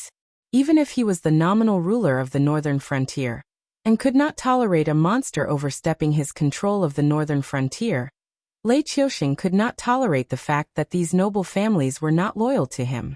If possible, he even wanted to lead his army north to reinforce the northern frontier and destroy the prestige of these noble families on the northern frontier. However, the Black Jiao is not an ordinary person. He is a true hero with the characteristics of an emperor. He will not be troubled by temporary difficulties. Now that the noble families on the northern frontier have shed all pretense of cordiality, the Black Jiao will not show any mercy. All the noble families on the northern frontier, who participated in the rebellion, will definitely be cleansed by the northern frontier prince's estate. Even those who did not participate in the rebellion will not be able to escape the pursuit of the northern frontier prince's estate, as long as they are found to be related to this matter. None of them will have a good ending. I am telling your majesty this not to boost the morale of others and destroy our own prestige, but to tell your majesty a simple thing. That is, the Black Jiao can do these things, but your majesty cannot. If you want to deal with the current situation with the policy of cleansing the noble families and sects after ascending to the throne, I am afraid that not only will the nobles and officials dissuade you, but it will also greatly affect the current situation. Even the rebel army will unite and attack the imperial city together to pull you down from the throne. With a bitter smile on his face, Zhang Xiu continued. The Black Jiao has been preparing for this for a long time. First, he used the Northern Territory Chamber of Commerce as bait to entice the noble families on the northern frontier to help the sections. After eliminating the sects, he used Li Zhong to plot against the noble families on the northern frontier. Even though he has made many preparations, Lin Yuan still has no intention of letting the noble families on the northern frontier go. In Lin Yuan's eyes, the noble families on the northern frontier were not a threat. They were not even existences that had to be eradicated. As long as the noble families were obedient, the Northern Territory Chamber of Commerce could easily let them make a lot of money. However, Lin Yuan had already given the noble families enough face. If the noble families on the northern frontier still had their own little plans, then Lin Yuan would not let these noble families on the northern frontier continue to live. However, Lin Yuan could give up the stage and let the northern frontier prince's residents wield the butcher's knife, because Lin Yuan had already eliminated the sects and taken away the noble family's land. This made the entire northern frontier people hate the noble families to the core. With these three factors, in addition to the fact that the northern frontier was not big, and was known for being bitter and cold, the only noble family that could stand on the stage was the Qiao family. There was no need to mention the rest, as they were not difficult to deal with. There was also the southern expedition outside, which was the finishing touch. No noble family's power could cross the southern expedition's line of defense. As long as Li Zhongxing did not stand on the side of the noble families on the northern frontier, Li Zhongxing could just turn around and devour the noble families behind them. He could even use this as an excuse to wipe out the noble families of the northern frontier. No one would have the chance to support the noble families on the northern frontier. The noble families of the northern frontier had these two factors. Even someone as scheming as Zhang Xiu could not think of a way out for the noble families on the northern frontier. Therefore, although the turmoil on the northern frontier had angered Lei Qiuxing had never considered that the noble families on the northern frontier could really change the situation on the northern frontier. Making Lin Yuan take the initiative to call back the southern expedition to suppress the noble families on the northern frontier was just a small interlude in the overall situation. Sooner or later, they would be completely crushed by Lin Yuan. What Zhang Xiu was more worried about was that Lei Qiuxing wanted to learn from Lin Yuan's methods and wipe out the noble families in the Xinwu dynasty. Lin Yuan could do this easily. However, if Lei Qiuxing wanted to do this, then all the sects and noble families in the Xinwu dynasty would not wait for him to kill them. This rebellion that shook the entire dynasty would definitely reach a new level. At that time, the noble families would not only think of attacking their enemies, they would first wipe out the Black Jiao and Lei Qiuxing in the northern frontier. With these two people in the world, the threat to the noble families and sects would definitely increase day by day. If the Black Jiao can do it, why can't I do it? Lei Qiuxing's face instantly darkened. He said coldly, "My dear minister, are you looking down on me?" Zhang Xiu reacted quickly. He reached out and wiped the cold sweat on his forehead. He said in a deep voice, "Your Majesty, what I mean is that although this matter is of great benefit to the country, it needs to be done at the right time. Now that the noble families control the court and the local government, even if your Majesty issues a decree, it will be useless. They will use all kinds of excuses to delay the execution and secretly convey your Majesty's intentions to the rebels, causing the turmoil to become more and more difficult to control." Lei Qiuxing's expression became increasingly gloomy, as if water was about to drip out. He said coldly, Then what you mean is that I should just watch as these aristocratic families become increasingly disloyal. Once I die, I'll let them erupt and seize this country? Your Majesty's longevity is boundless and your martial prowess is unparalleled. How can you be schemed against by these flies and dogs? Zhang Xiu shook his head gently. The corners of his mouth curled up into a cold arc. He said coldly, "What I mean is that although we can't do this, we can leave it to the Black Jiao and the Azure Peng King to do it. Firstly, they are fighting with these noble families. It's just a matter of whether they do it cleanly or not. With your Majesty's decree, do they dare to not eliminate the root of the problem? Secondly, the two of them also have rebellious intentions. The noble families are not so easy to eliminate. If the two of them do this, they will naturally not be popular in the court in the future.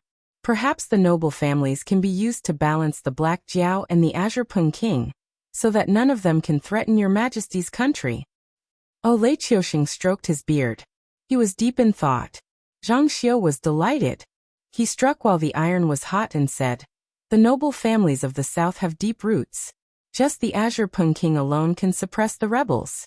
Even if we take the opportunity to eliminate 10 small noble families, we won't be able to make any progress. Moreover, we will lose the support of the people. Although the noble families of the north are easier to deal with than the noble families of the south, the northern territory is so big that the Black Jiao can't take it all. Even if it can, it doesn't have enough money to invest in construction and reform. When the time comes, your Majesty can pick the peaches of the Black Jiao with a decree."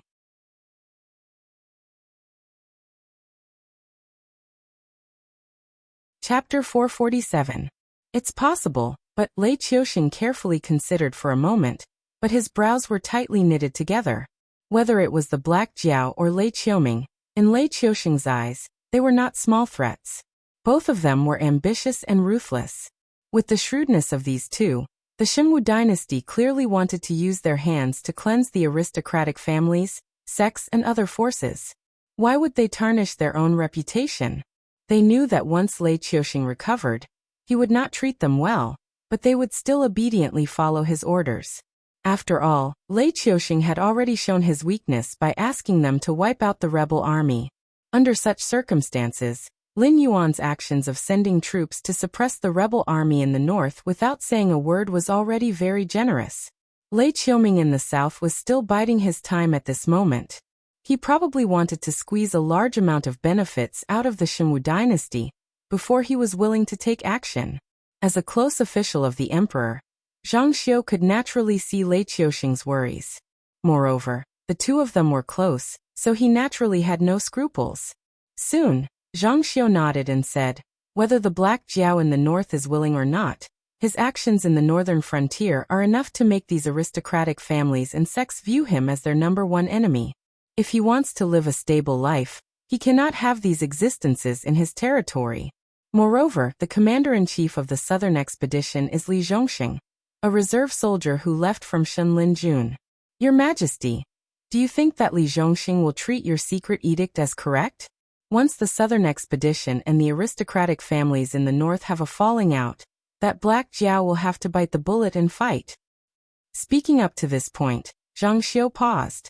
The corner of his mouth suddenly rose, and he said eerily, "The one in the south will not fight, but whether he fights or not is not up to him. Although the aristocratic families in the south have rebelled, none of them are afraid of your Majesty's throne. What they want is the control of the sea trade and the bulk of the income. Now that the south is in chaos, no one can gain anything. If your Majesty can show the courage and promise the sea trade to the winner, these people will definitely fight for it." Ugh. Lei Qiusheng fell into deep thought once again. There was no need to elaborate on the Black Jiao's situation.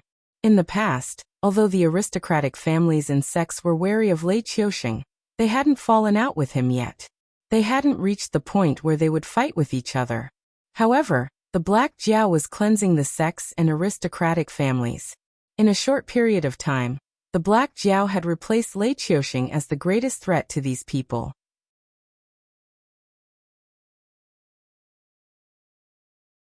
This was also the reason why the northern frontier was called the land of bitter cold.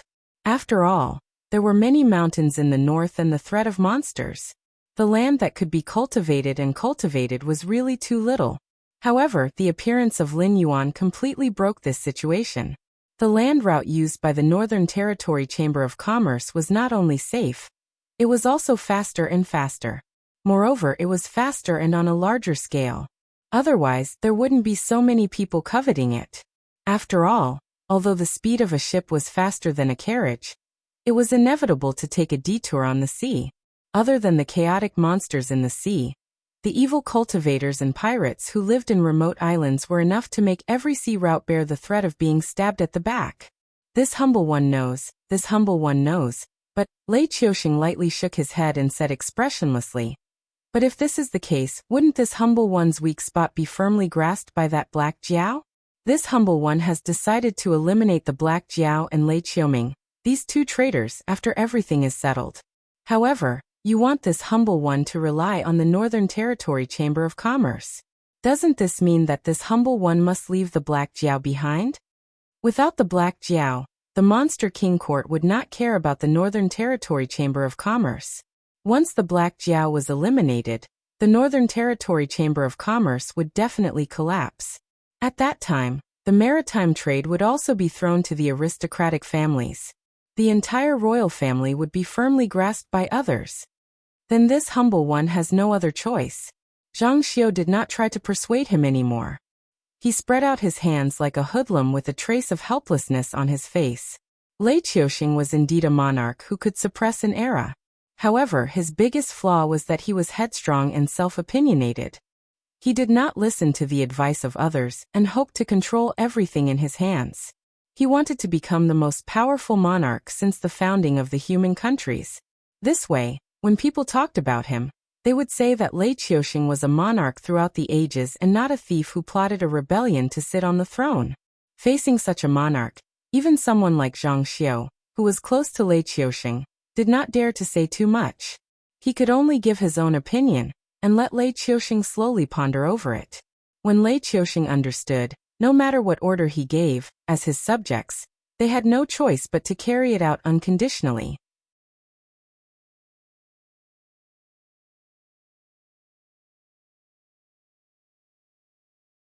Chapter 448. Li Zhongxing's mental state had changed. Zhang Xiu and Lei Qiuxing's comments. Li Zhong wasn't informed of these two major events that would affect the future situation in time.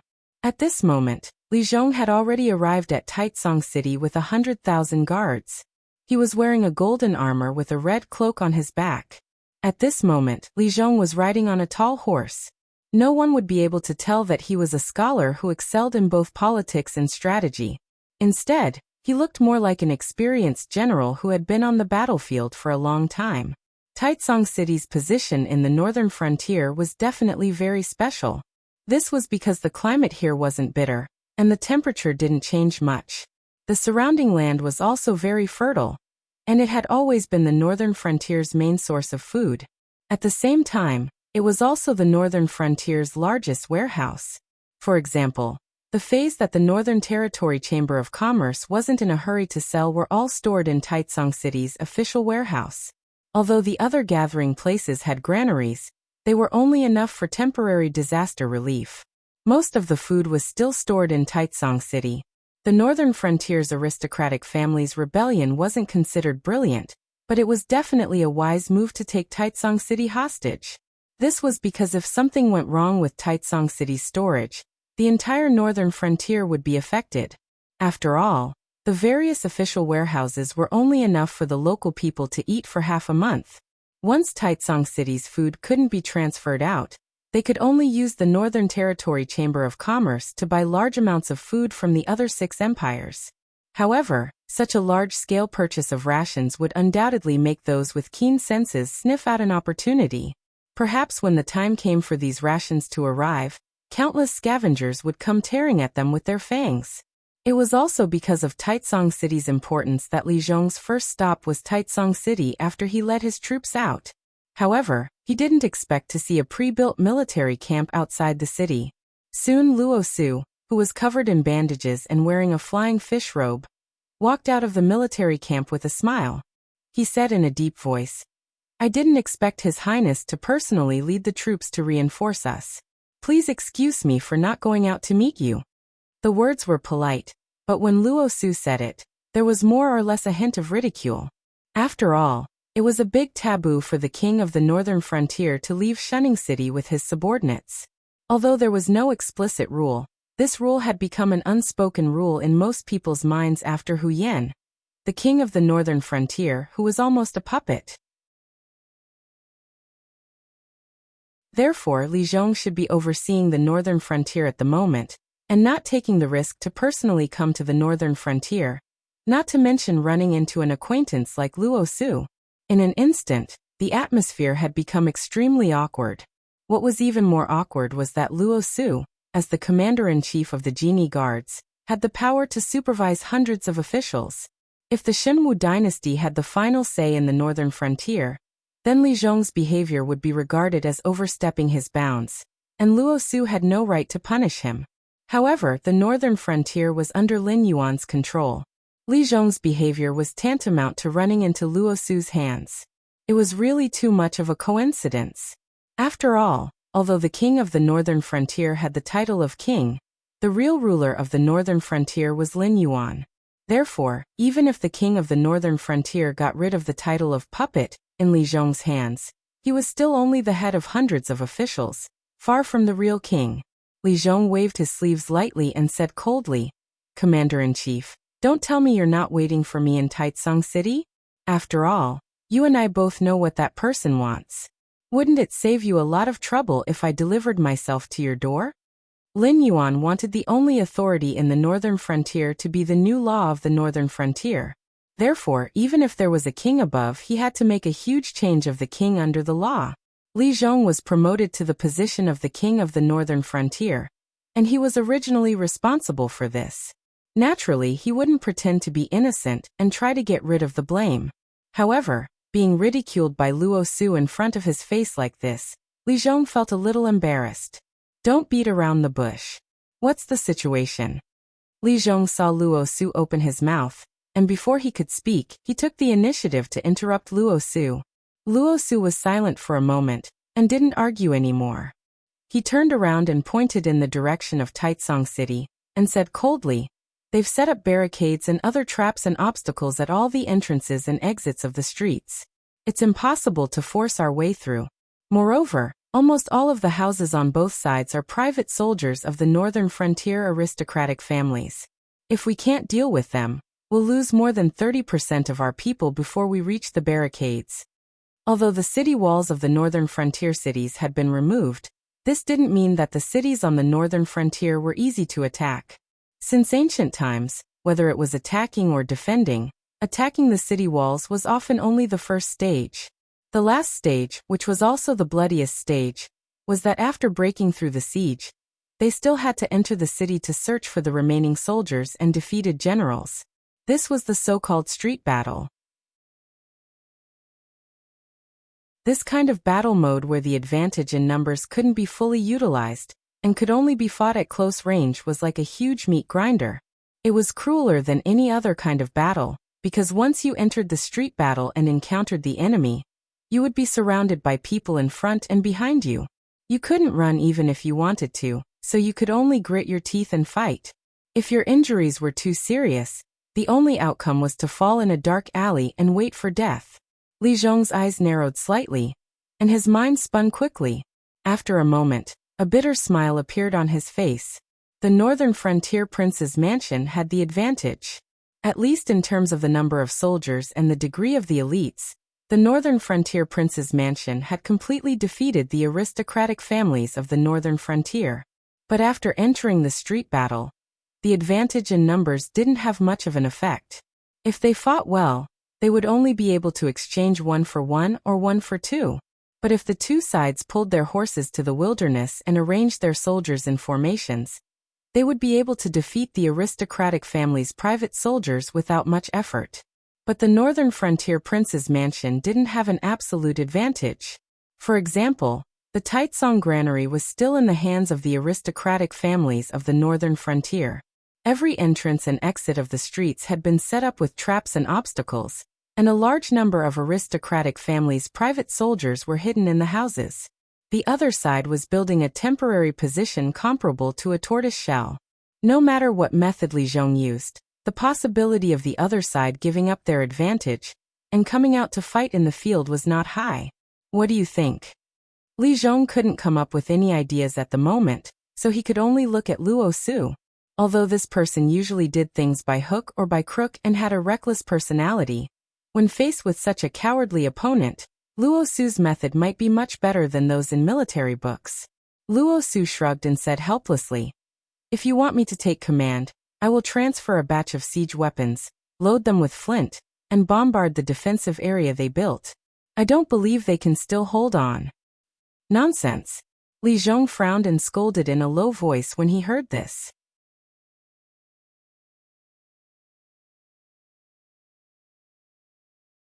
Chapter 449. Heh. Luo Su's expression changed as he continued with a look of disdain. "You were still in school when I was leading the army. Now all the construction projects in the northern frontier are going on at the same time. Here, being a civilian makes more money than being a soldier, and it's also a lot safer. And yet, Lord Dragon King forbade us from forcibly conscripting soldiers. How are you going to defend the northern frontier if you lose the people you have? Are you going to count on those monsters? If this is an enemy's camp, then you're right." Li Zhong looked at Luo Su and shook his head gently, saying in a deep voice, "But this is Taicang. Other than the rebellious clans, there are also millions of civilians. I don't know if the defense line built by the clans at the northern frontier will collapse if you continue to bombard it, but the image of the northern frontier lord's residence as a benevolent ruler will definitely crumble." Luo Su waved his hand in disgust and walked toward the camp. Although he did not have any bad feelings toward Li Zhong, as the former commander of the garrison army in Mountain Blocking City, he knew very well that all the mercy he showed during the war would only bring pain to himself.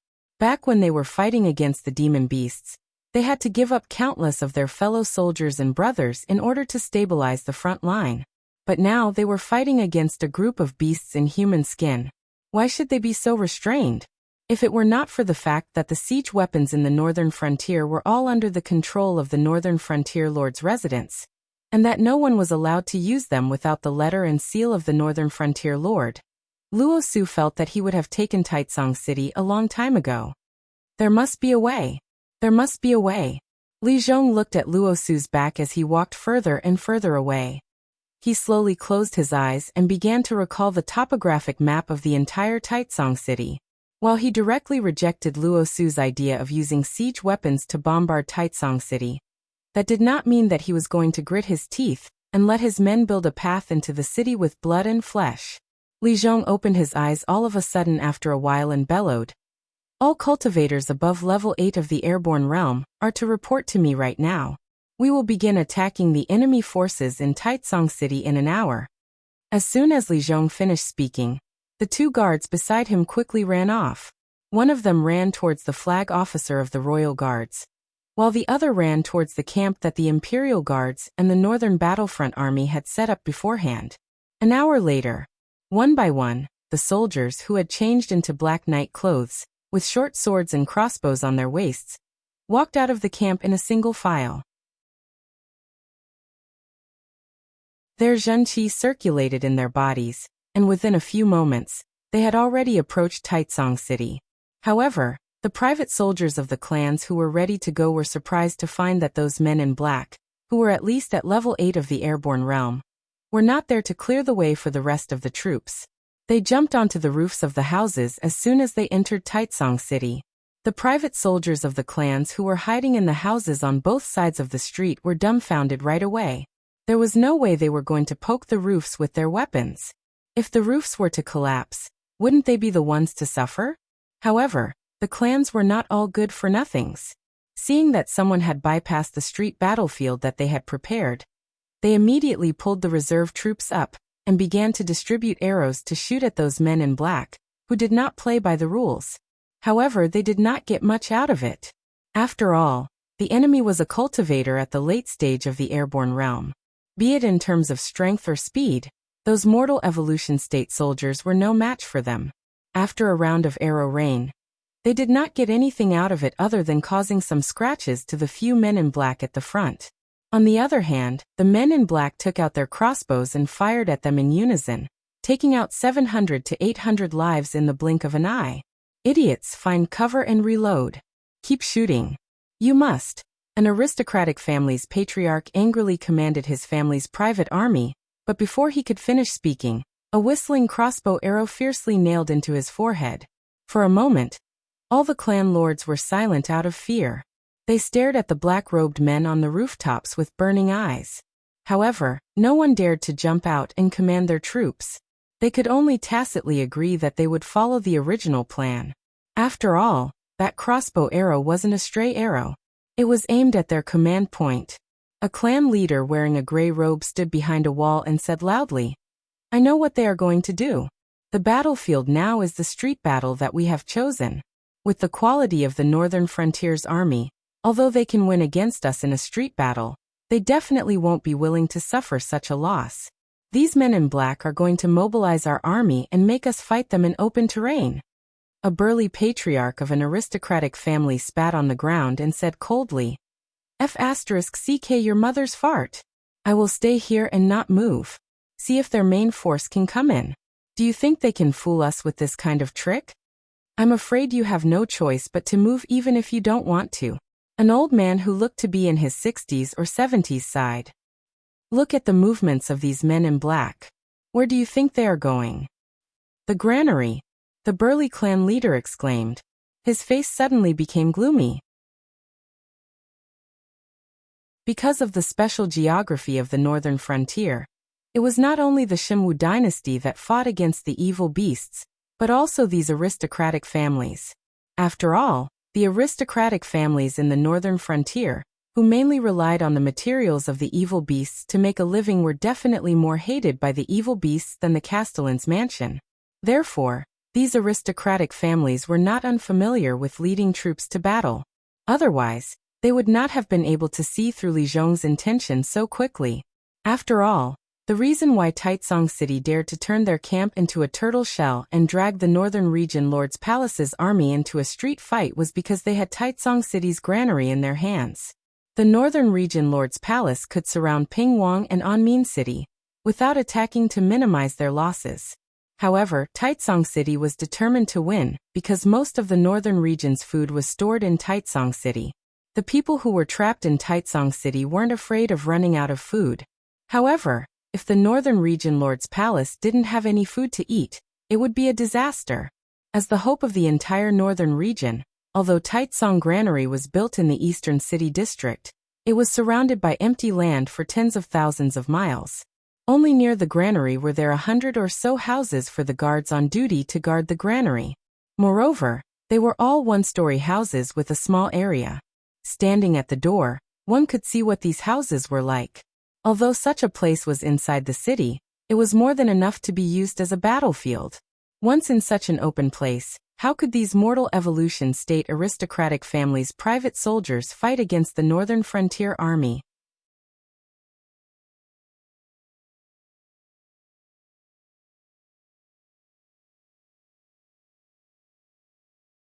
The reason why they were here was because they were threatened by the aristocratic families. Otherwise, who would be willing to be cannon fodder? That may be the case, but do you have any other ideas? The burly family head sneered and said in a strange tone. "We are rebelling right now. Have you ever seen a king who can tolerate his subordinates rebelling before surrendering?"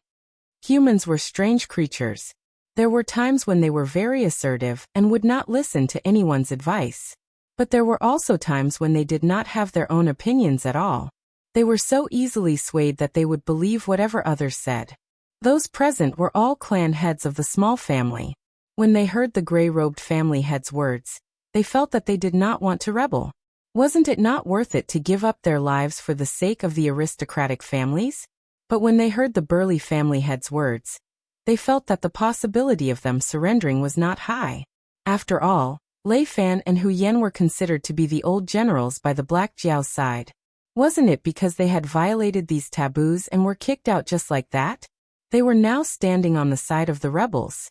Seeing that they could not defeat the Northern Frontier Prince's mansion, they were going to surrender. even if Li Zhong was willing to take them under his command now. When the trouble at hand was settled, would Li Zhong still have a reason to let them go? If all of you were to go out and surrender just like that, you will not be able to escape death. But now is such a good opportunity.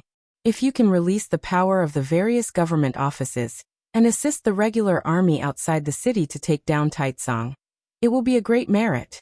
If we have such merit in our hands, even if Li Zhong wants our lives, he will have to first ask for Lord Dragon King's permission. The gray-robed family head's lips curled up slightly, and he said with a cold smile, Lord Dragon King has no intention of completely annihilating us aristocratic families. If we are all exterminated, who is going to help the Northern Territory Chamber of Commerce to do business in the south?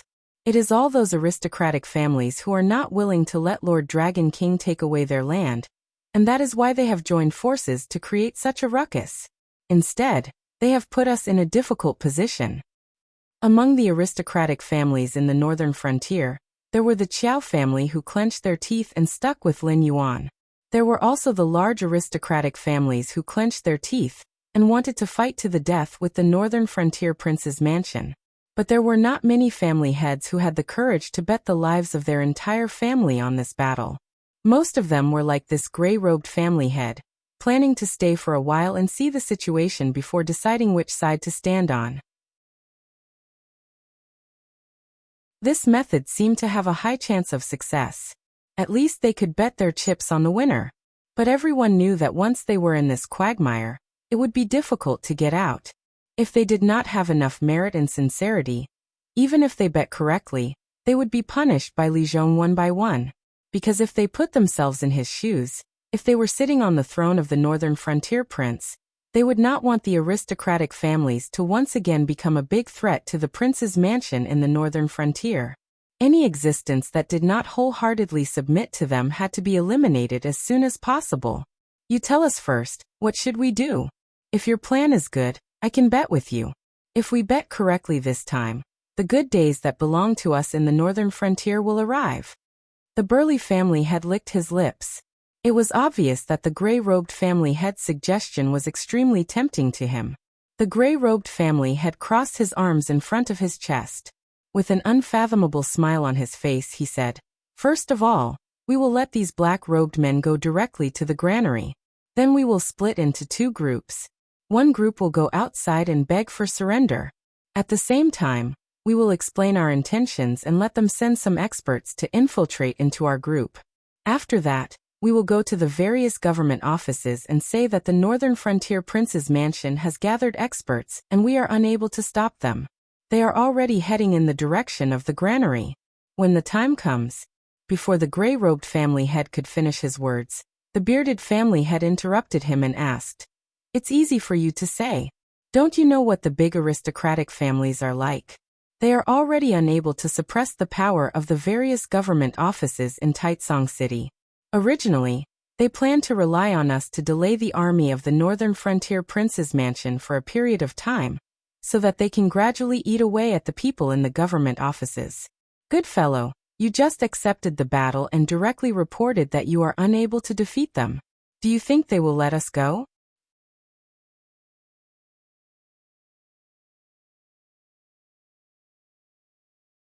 Chapter 451. Why are you so noisy? Don't tell me you're scared?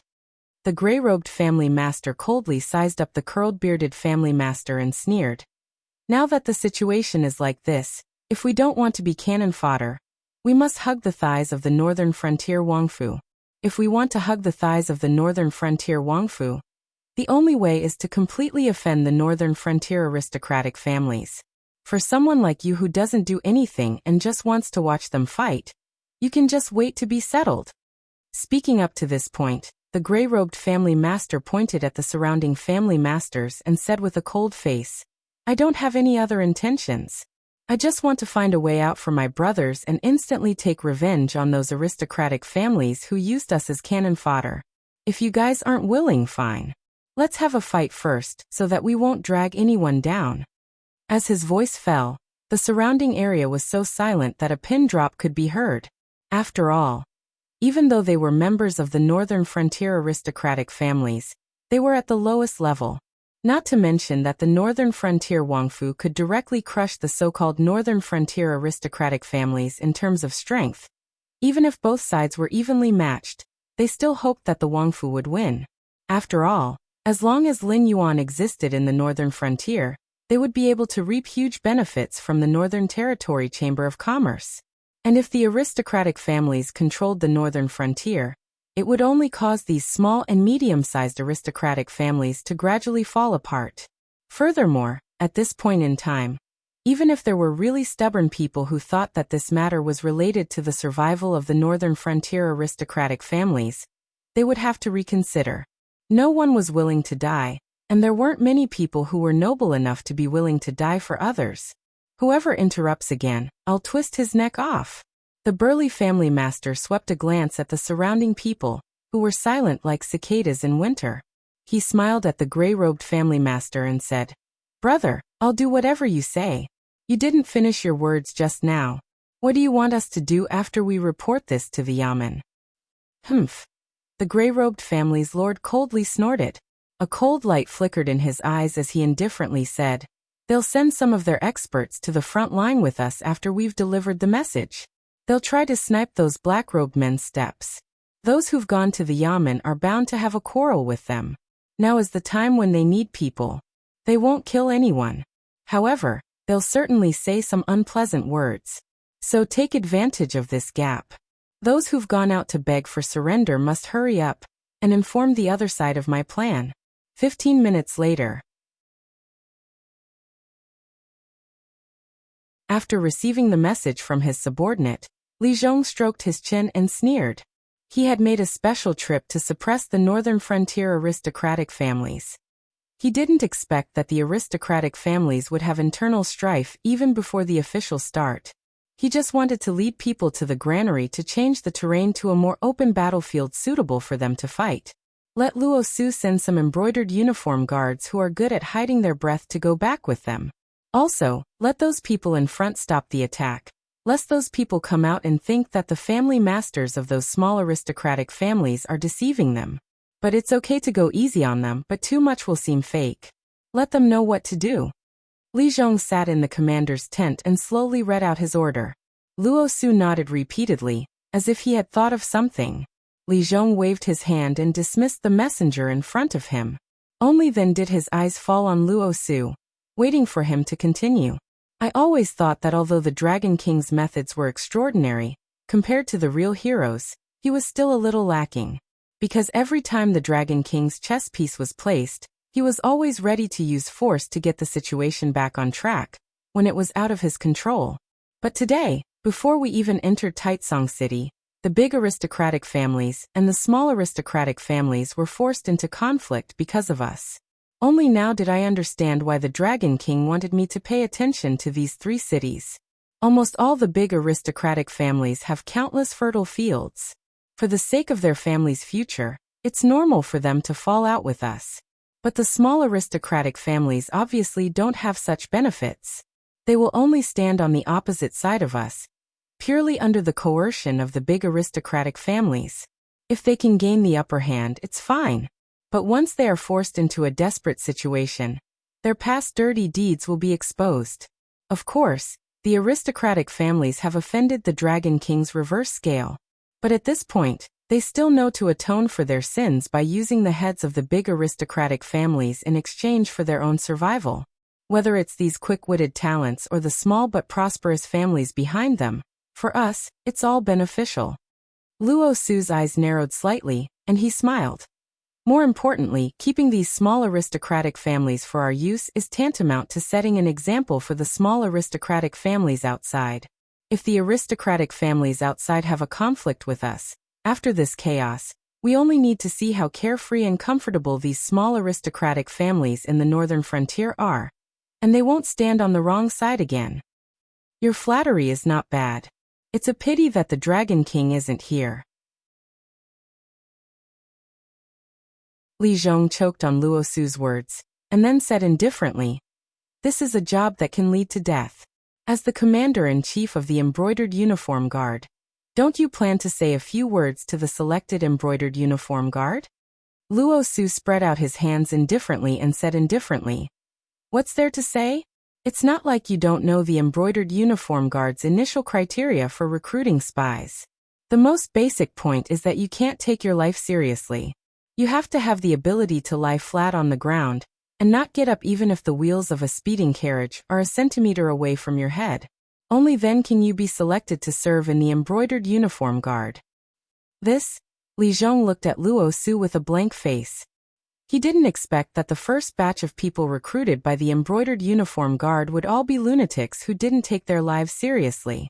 Yes, although these people usually looked normal, if a person could disregard life and death and still roll around in the world of mortals for fame and fortune, then that person was 100% a lunatic.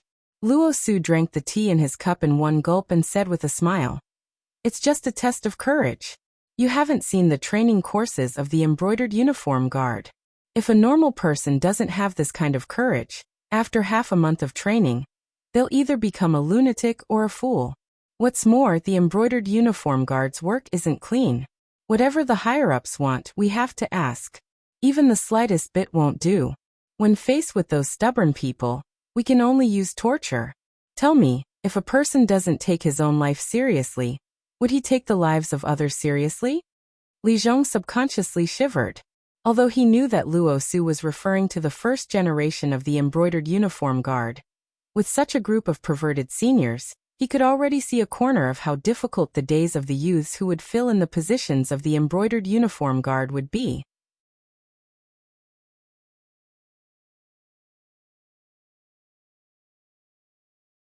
Chapter 452.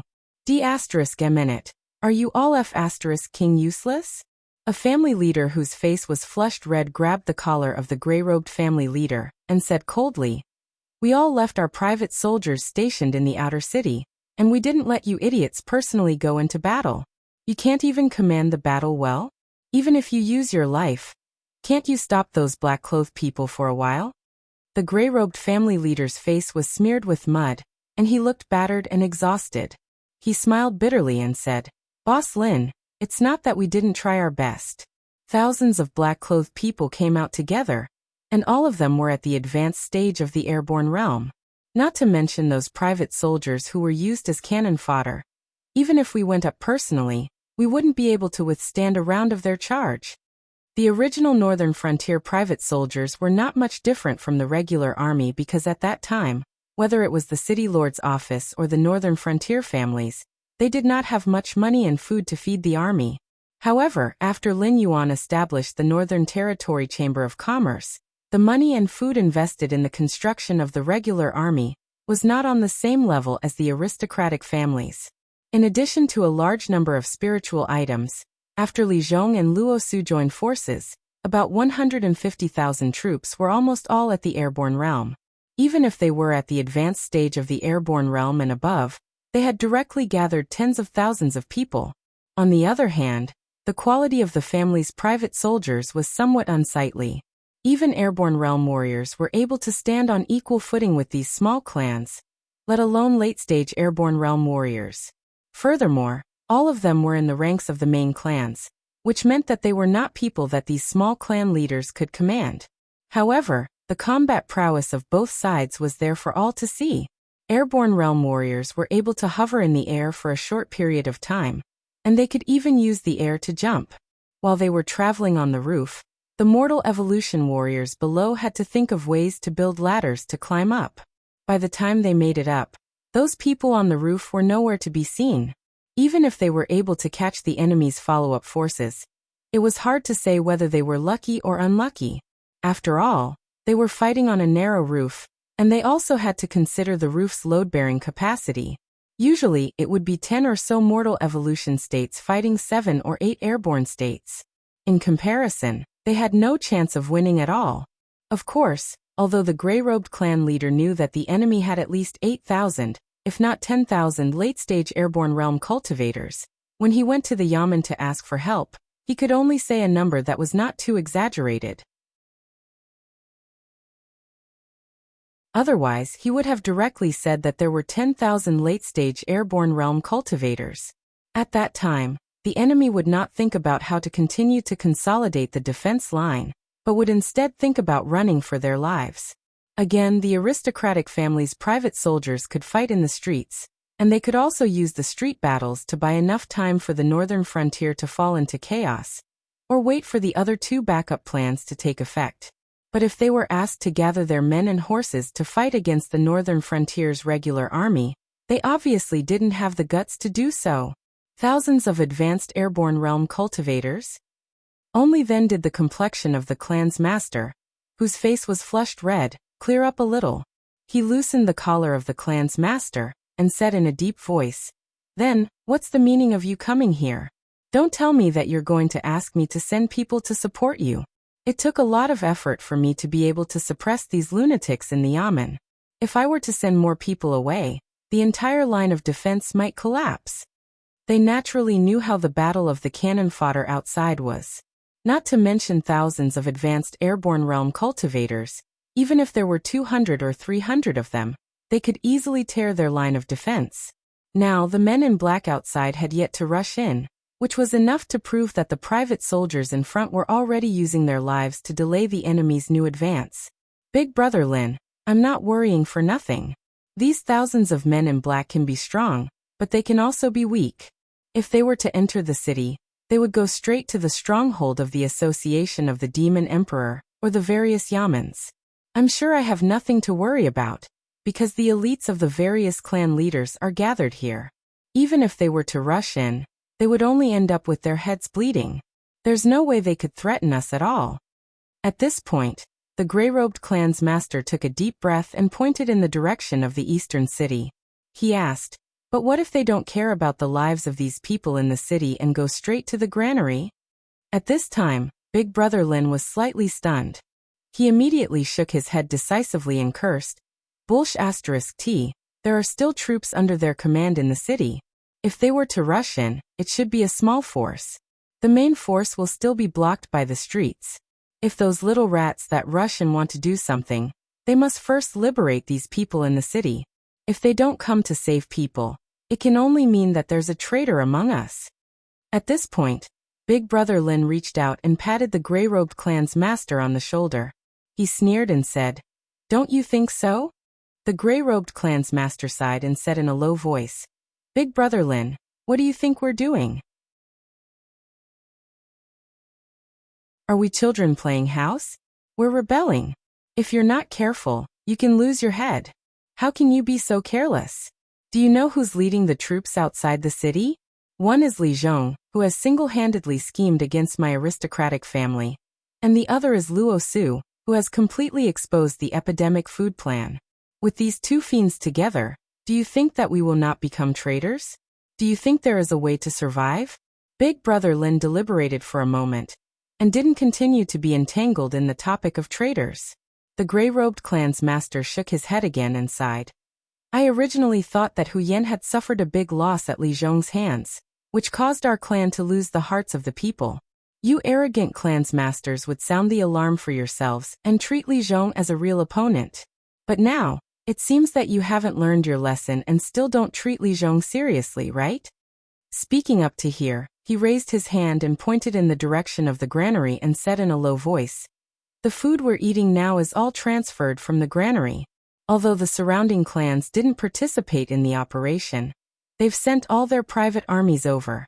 With so many people eating, how many days does Big Brother Lin think your family's private storehouse can last them?" Big Brother Lin silently calculated for a moment. His eyes revealed a touch of panic and said in a low voice, "If something happens to the granary, our food can only last for 7 days. In terms of time, we're much more urgent than the northern frontier prince's mansion." The gray-robed clan's master nodded heavily and said bitterly, "Now Li Zhong obviously wants to send people to occupy the granary first. Big Brother, if you don't give people here, you won't give people in other places either. If the outer defense line can't hold, I can only let them pass. The battlefield will change from the streets and alleys that we've carefully selected to the tens of thousands of miles of open space near the granary. Big Brother, how many people do you think will have left after one round of assault?" At this point, even if Big Brother Lin has a heart of stone, he has to consider whether he can keep his head.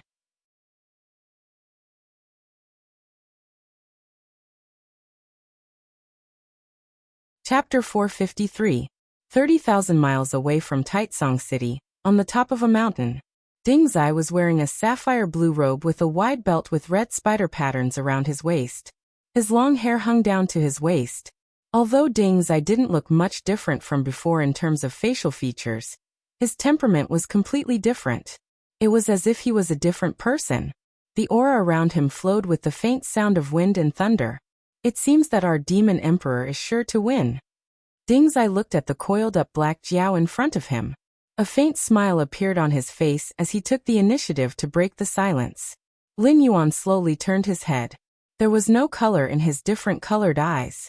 He said indifferently, "If there is no problem on your side, this king won't lose." With such a huge gap, the only winning hand for the northern frontier clans is Kong Lezin. Other than that, any other path is a dead end. Otherwise, I can continue to suppress the northern frontier. Why should I give up this stage for them to fight? Heh.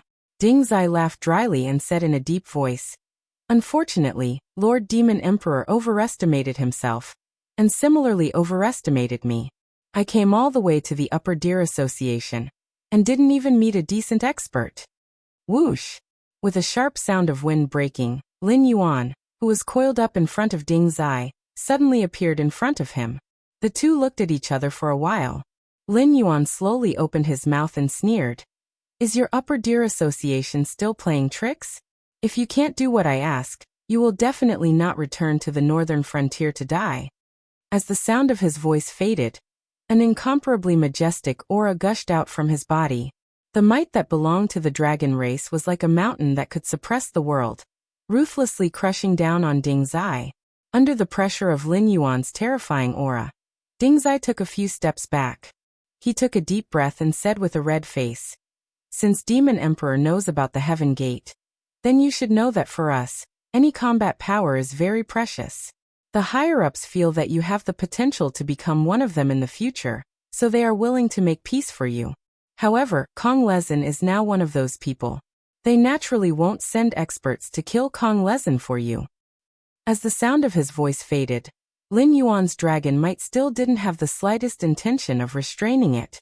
It pressed down on Ding Zai's body inch by inch, as if wanting to crush him into meat paste. "Kong Lezin will soon withdraw from the northern frontier. This is what you should have thought of before we set off." Ding Zai's face was flushed red. His chest was heaving up and down violently, but the amount of oxygen he could breathe in was very little. Only now did he realize that this black Jiao was unbelievably strong.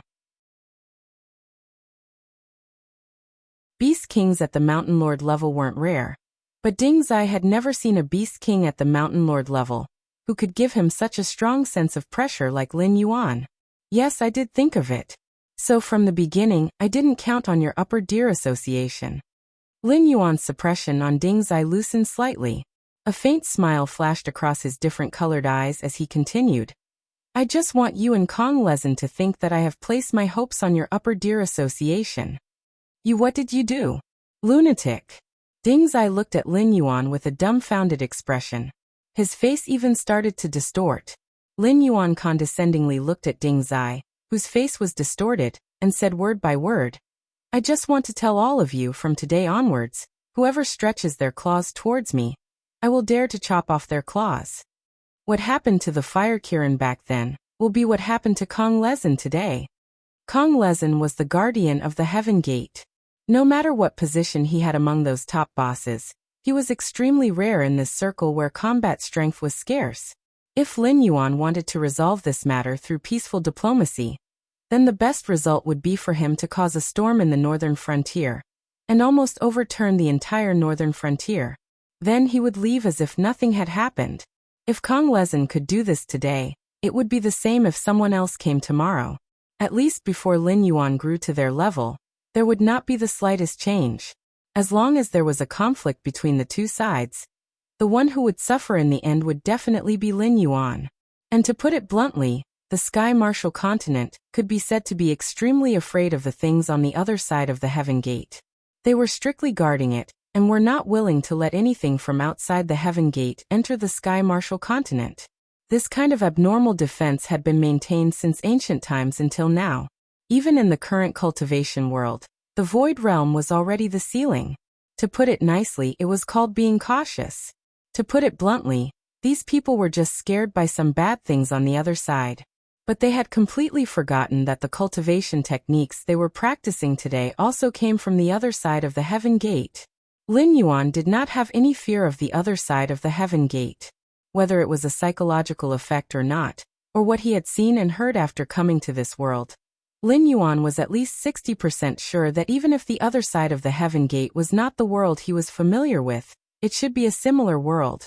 As long as he could find the way, sooner or later he would be able to return to his original world and put down all the blood feud. You can't do that. Ding Zai looked at Lin Yuan with a twisted face and growled, I don't care what method you use, but you have to know that Kong Lezin is a member of the Heaven Gate's guardian. He is an indispensable fighting force of our Sky Martial continent. If you kill him, no one will be able to save you, this daring demonic beast. Oh. Lin Yuan raised his eyelids slightly and said casually, Since I have the ability to kill Kong Lezin, I have the ability to kill others. Do you think those almighty experts above Kong Lezin are the same as him, and can walk away casually? Or is it that they can send several existences on the level of Kong Lezin at once? Ding Zai was silent. Obviously he did not know how to refute Lin Yuan's words. A cold light flashed in Lin Yuan's eyes and he sneered. All your madness now is telling me that the Sky Martial continent cannot afford the loss of one Kong Lezin. But I can tell you that today, Kong Lezin will definitely die. After he dies, no one will touch me, and there will be people rushing to curry favor with me. Because in the future, this king is destined to go to the Heaven Gate, and is destined to stand at a higher place than Kong Lezin. With one Kong Lezin dead, only the 4 alliance behind him will feel a little heartache. You talk to this king about the big picture, and this king will also talk to you about the big picture. How about it?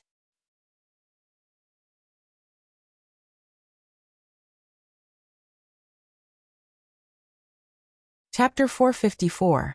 Lin Yuan, tell me what you want. As long as you let go of Kong Lezin, we, the Upper Deer Association, will do our best to satisfy you. Ding Zai swallowed a mouthful of saliva and shook his head as if he had accepted his fate. He said bitterly, The higher-ups told me that we must bring honored one Kong Le back to Heaven's Gate safely, because there are strange movements at Heaven's Gate again.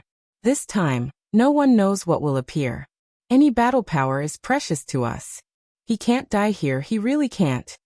There were no small matters in Heaven's Gate.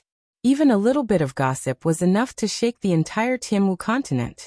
Moreover, there were indeed strange movements at Heaven's Gate this time. According to past experience, Heaven's Gate was likely to open again. No one could say for sure what would come out of Heaven's Gate this time, and what its attitude would be towards them. If someone else was standing here, Ding Zai might sneer at them for overestimating themselves. Although Kong Lezin was not a top figure, he was not an existence that any Tom, Dick and Harry could deal with. However, the person who threatened him was Lin Yuan, an existence that was linked to miracles since his birth. In a year and a half he had turned from a small black snake into the current Black Jiao in the north. His speed of advancement was even more terrifying than Yang Qinglin, who had used a secret technique to reincarnate. Since his birth, he had won every battle. Fighting enemies above his level was as easy as eating and drinking. Moreover, he had single-handedly turned the bitter-cold northern frontier into the current paradise. Even people with discerning eyes could see that as long as the Northern Territory Chamber of Commerce existed, the North would become the absolute core of the entire Shenwu dynasty in the future. In his eyes, the sects and aristocratic families that caused headaches to the royal families of the 7 great empires were like chickens and dogs that could be destroyed with a flip of his hand. He was clearly a demonic beast, but he had opened up a new territory and occupied the territory of humans. However, the 7 great empires had pinched their noses and accepted this matter. The Shenwu dynasty had suppressed their displeasure and conferred Lin Yuan the title of a god in the northern frontier. Moreover, under Lin Yuan's influence, 3 successive kings of the northern frontier were changed.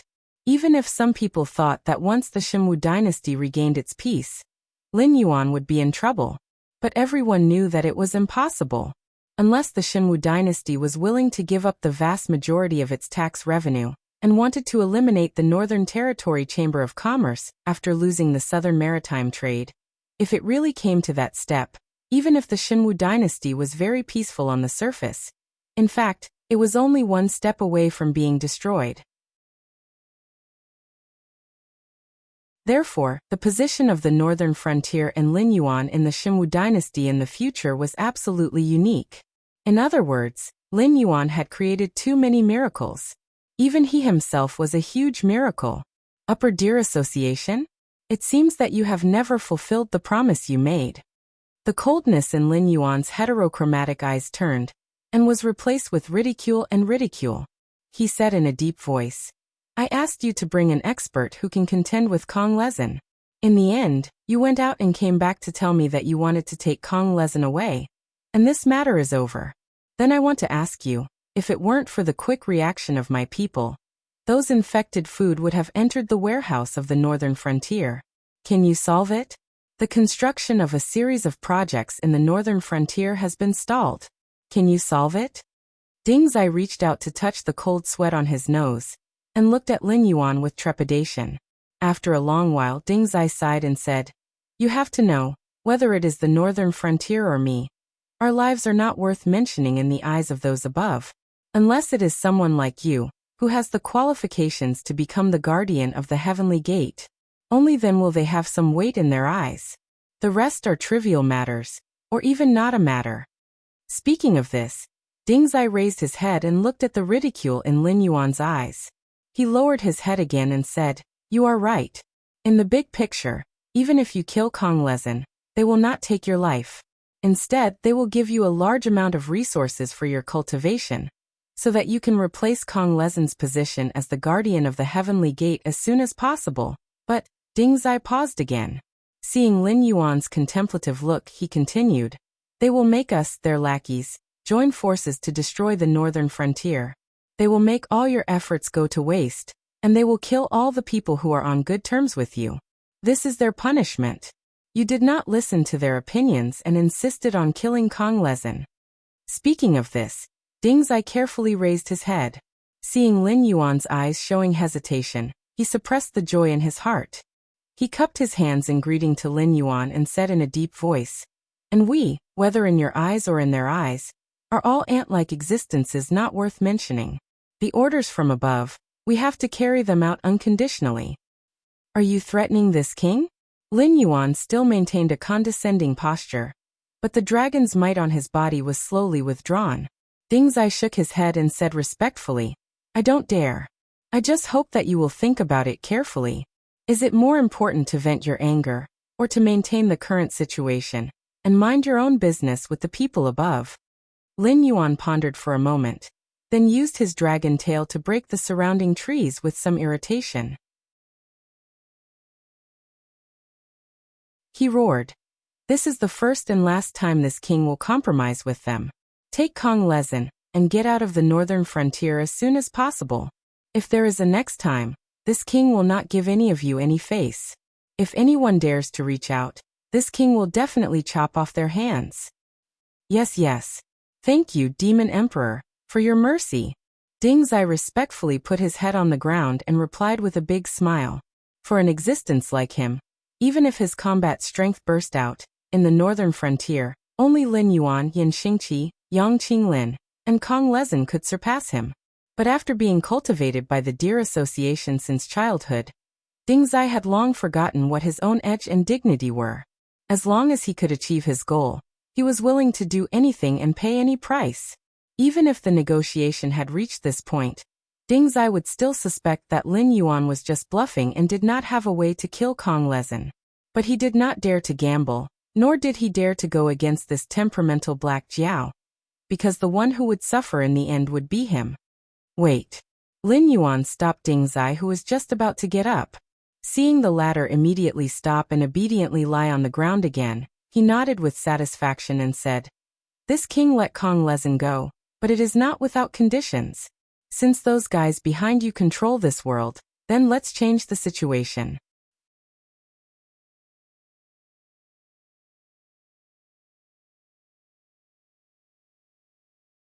Chapter 455. Let's not talk about the bargaining between Lin Yuan and Ding Zai.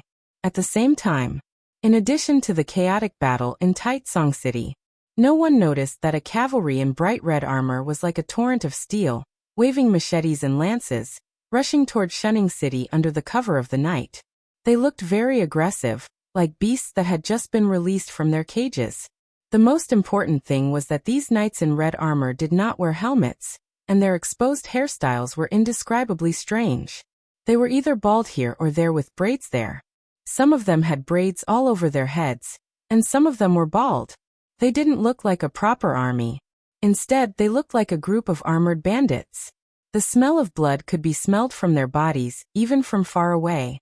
In a flash, the leading knight in red armor suddenly pulled the reins and raised his right hand to make a gesture. The whole troop suddenly stopped as if time had stopped.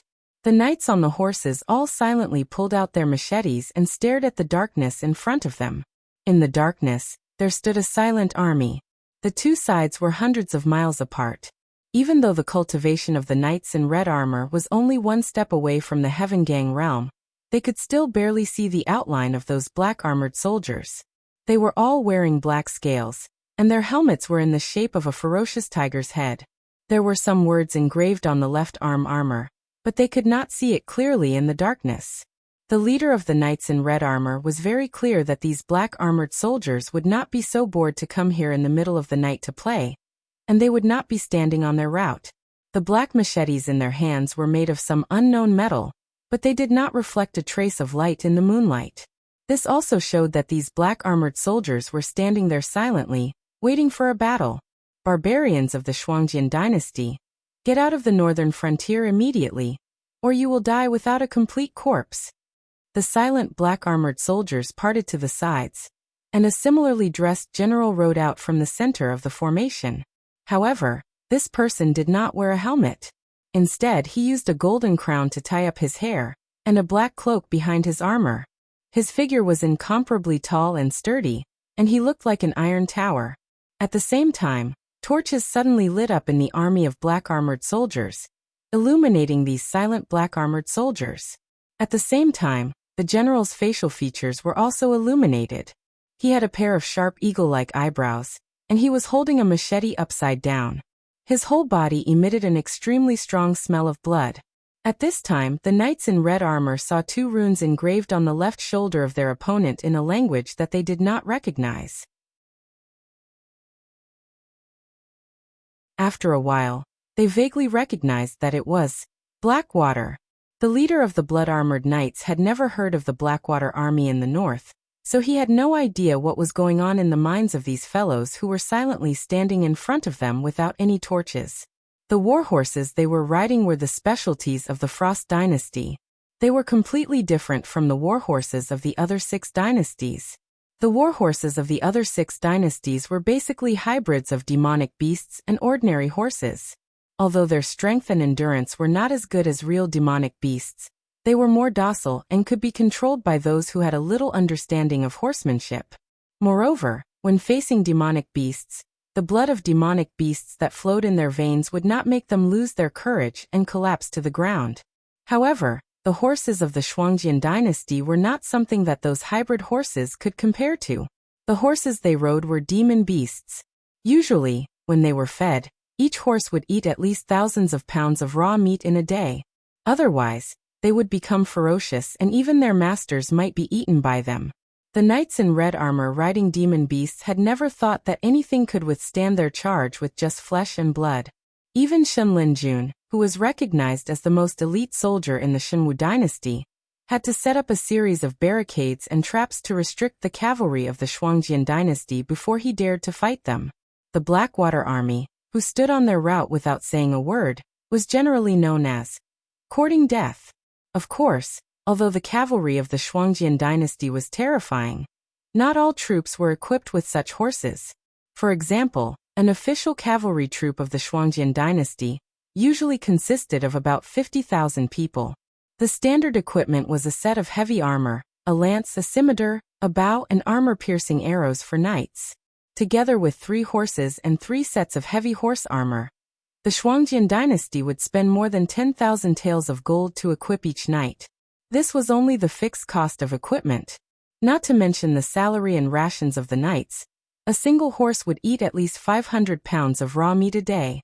A cavalry troop of 150,000 horses would eat 150 million pounds of raw meat a day. In order to pay for the rations of a cavalry troop, it meant that the cavalry troop would have to hunt at least 20 demon beasts of the Wisdom State or 5 demon beasts of the Mountain Lord State each day. Additionally, they would have to feed a large number of poultry and livestock to the front line. The Shuangjian dynasty was famous for its belligerence and poverty. If they wanted to survive, they had to constantly fight and plunder. Therefore, the people of the Shuangjian dynasty were called barbarians. In the Tianmu continent where the 7 great empires ruled, the reputation of Shuangjian barbarian was even worse than that of demon beasts. They were only a bit better than those evil cultists. The knights of the Shuangjian dynasty were the best in the world. However, they would never have imagined that the Blackwater army in front of them was an existence that was not inferior to them in terms of extravagance.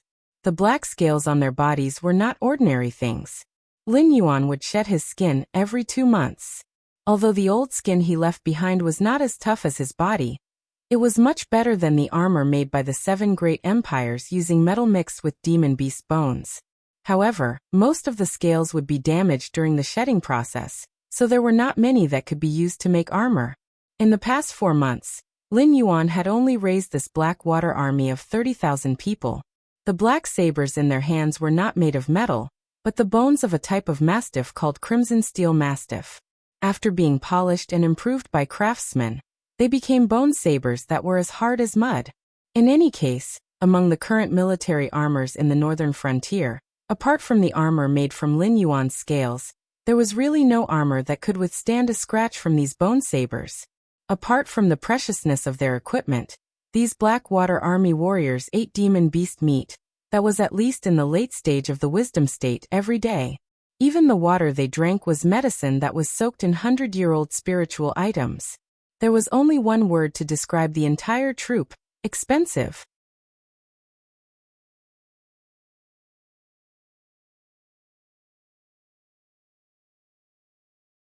Chapter 456.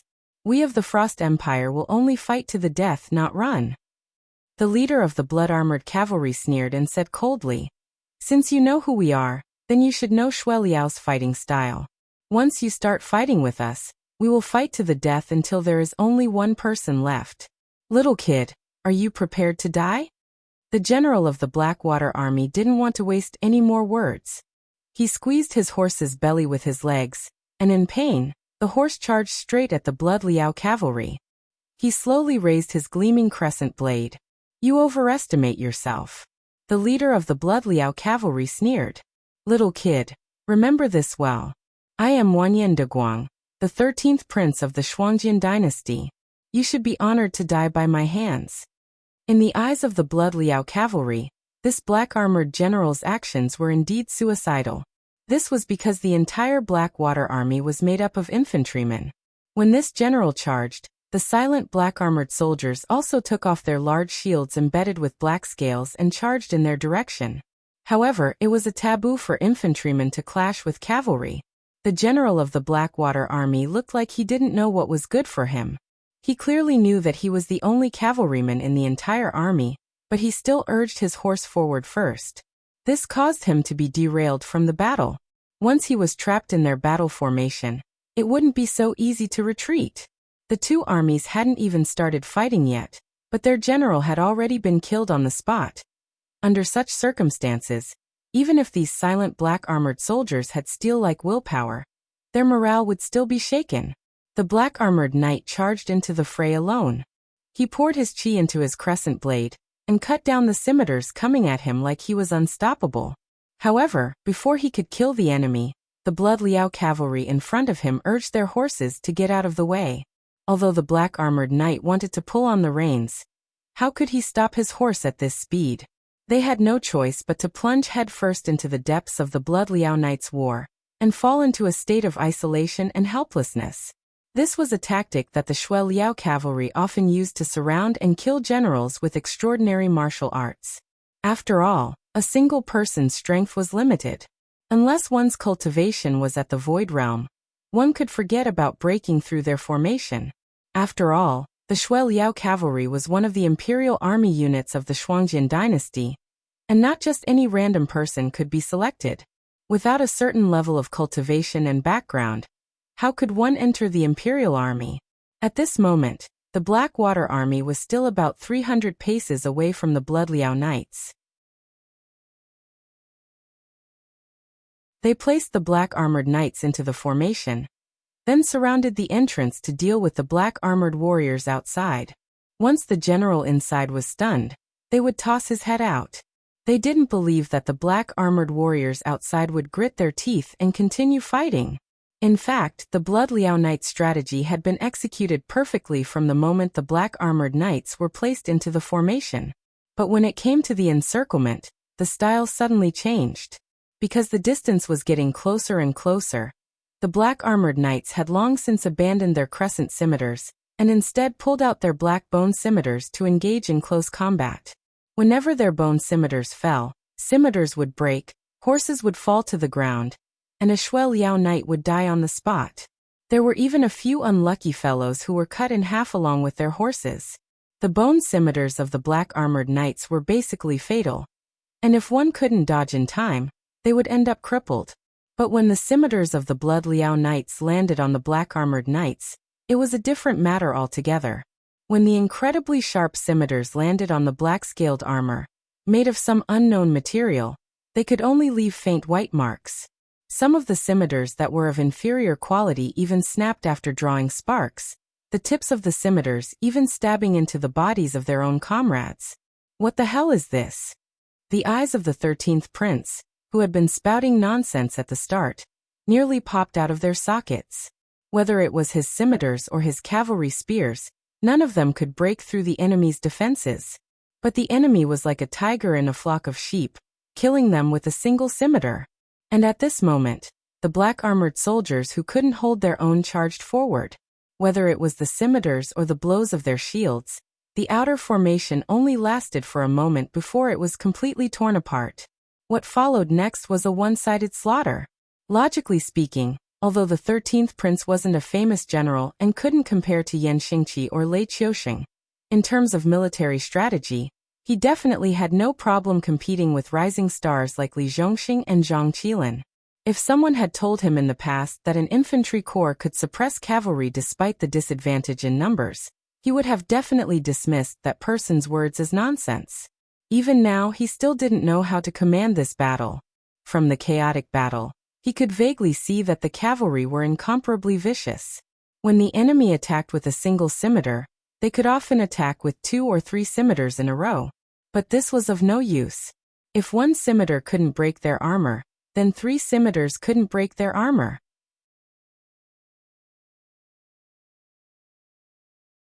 But when the enemy's scimitar came down, both men and horses were wiped out.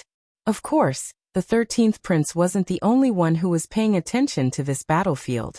At the periphery of Shunning City, on a temporary observation tower, Xia Siyu was observing the battle through a telescope. The corner of his mouth kept rising as he clicked his tongue and said, "Killer weapon, big killer weapon." Also on the observation tower was a projection of Lin Yuan. A pair of different colored eyes fell on the battlefield and said coldly, "Are you satisfied with this gift from this king?" Xia Siyu nodded crazily and laughed. "Yes, I'm so satisfied. If it weren't for the small number, with this Blackwater army, I would have been able to wipe out the remnants of the aristocratic families and sects on the northern frontier without anyone's help." Lin Yuan shook his head gently and sneered. "That's not your job. These Shui Liao cavalry weren't defeated soldiers who accidentally ran into the northern frontier. They were able to pass through the territories of various rebel armies in the north, and they were able to hide from the eyes and ears of the Imperial Secret Guards and Li Zhongxing at the front line. They were able to send a group of 50,000 Shuangjin dynasty knights into our territory. This isn't something an ordinary person can do." Xia Siyu's smile stopped abruptly. He put down the telescope in his hand and said coldly, "Sir Shifter Emperor, do you mean that someone is plotting against us behind our backs? Who is it? The one on the other side of the Wei River?" Lin Yuan shook his head again and said indifferently, Lei Qiuxing is still counting on us to help him fight the rebel armies in the north, and help him wipe out the aristocratic families in the north. It's already unkind of him to not give us money and food. Do you think he's still plotting against us? Then, Xia Siyu paused for a moment, and the killing intent in his eyes grew stronger.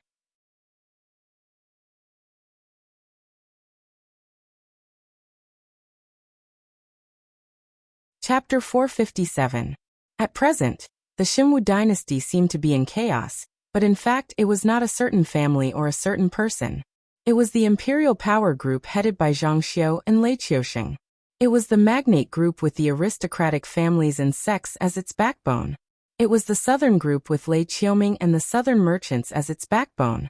It was the northern frontier group headed by Lin Yuan. These four forces were the real culprits under all the chaos in the Xinwu dynasty, and they were also the ones who could laugh to the end in this chaos. The other three forces were Lin Yuan's biggest opponents now, and they were also the enemies that he had to face in order to unify the whole Xinwu dynasty. Although the current situation was not clear, everyone could see that since Lin Yuan implemented the new policy in the northern frontier, the attitude of the aristocratic families and sects in the Xinwu dynasty had changed slightly. In this power game where the four forces fought against each other, the magnate group that was attacked by the other three forces at the same time was bound to be the first to be kicked out.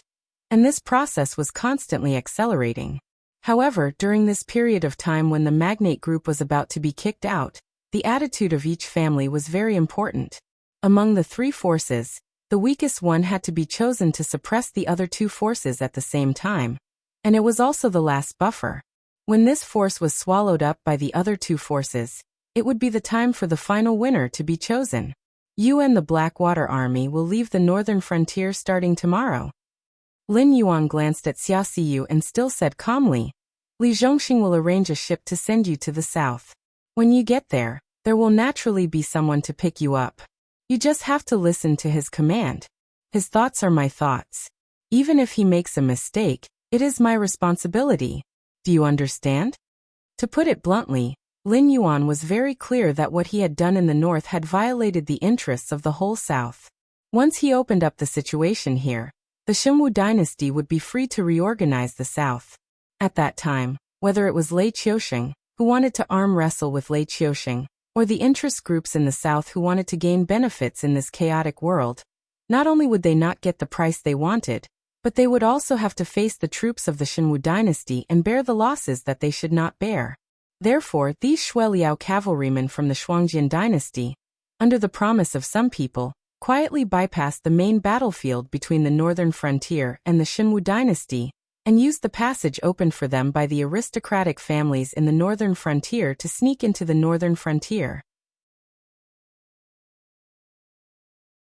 They planned to take advantage of tonight when the entire army of the northern frontier was focused on the three rebellious cities, and then spread their influence to other gathering places, causing chaos in the northern frontier. They would not give up until they forced the northern frontier to return to the front line for the southern expedition, to quell the rebellion. However, no one expected that Lin Yuan still had a luxurious Blackwater army in his hands. If it is those people in the south, these Shuangjian barbarian cavalrymen should not be the killer. Should we set off later? Xia Siyu pondered for a moment, and his face suddenly showed a serious expression. Although he was more bloodthirsty due to his personality, and perhaps not outstanding in strategy, his clarity of mind in the face of danger was definitely second to none in the northern frontier. Otherwise, Lin Yuan would not have trusted Xia Siyu with the task of cleaning up the remnants of the sects in the northern frontier. They have other cards, but don't I? If they want to stir up trouble in the northern frontier, if I don't give the nod, they will die. Although it was only a projection without any combat power, when Lin Yuan's voice sounded, Xia Siyu could clearly feel the unparalleled aura from Lin Yuan's body, and even subconsciously shivered. I have other things to do, so I will leave the command here to you. After cleaning up these Shuangjian barbarian cavalrymen, you will set off immediately. When Lin Yuan finished speaking, the projection had already dissipated.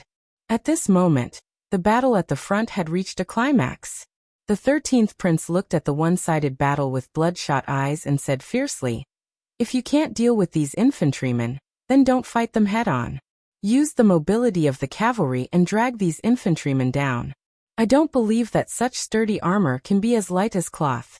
Go around them, and we can still slaughter the northern frontier. After all, the 13th prince was in existence who had been on the battlefield for a long time. He knew very well that there was no absolute victory or defeat on the battlefield. Although the Blackwater army had stopped them here, once they displayed the mobility of the cavalry, these damned infantrymen could only eat dust behind them. When the cities of the northern frontier fell one by one into their hands, these black-armored soldiers would only feel more and more despair. The 13th prince of the Shuangjian dynasty? Remember, the one who will kill you is Zhao Guangchong, the young general who had taken the lead and killed his way into the battle with the Shui Liao cavalryman raised the machete in his hand.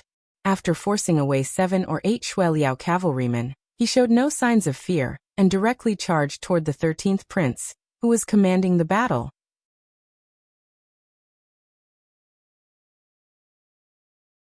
Just as the other party had said, although the armor of the Blackwater army didn't affect the movement speed of the soldiers like heavy armor, it was still extremely difficult for the infantrymen to run as fast as these pure-blooded demon warhorses.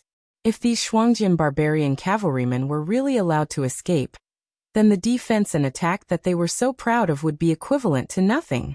One man and one horse cut a bloody path through the cavalry formation of the Shuangjian dynasty and headed straight for the 13th prince.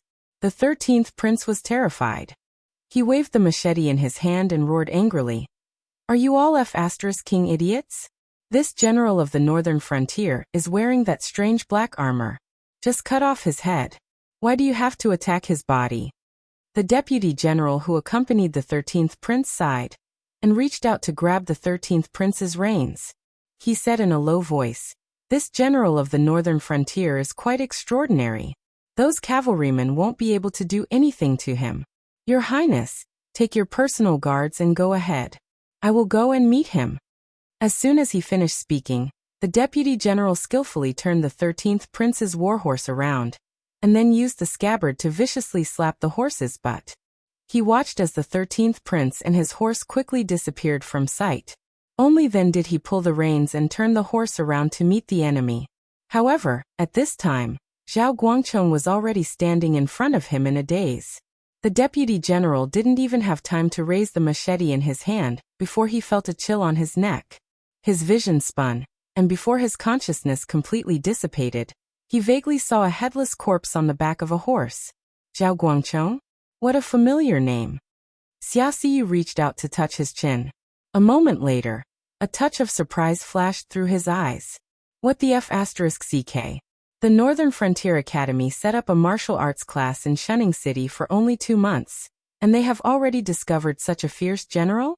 Is it because there are too many talents buried in the Northern Frontier? Or is the Northern Frontier Academy of the Demon Emperor too abnormal?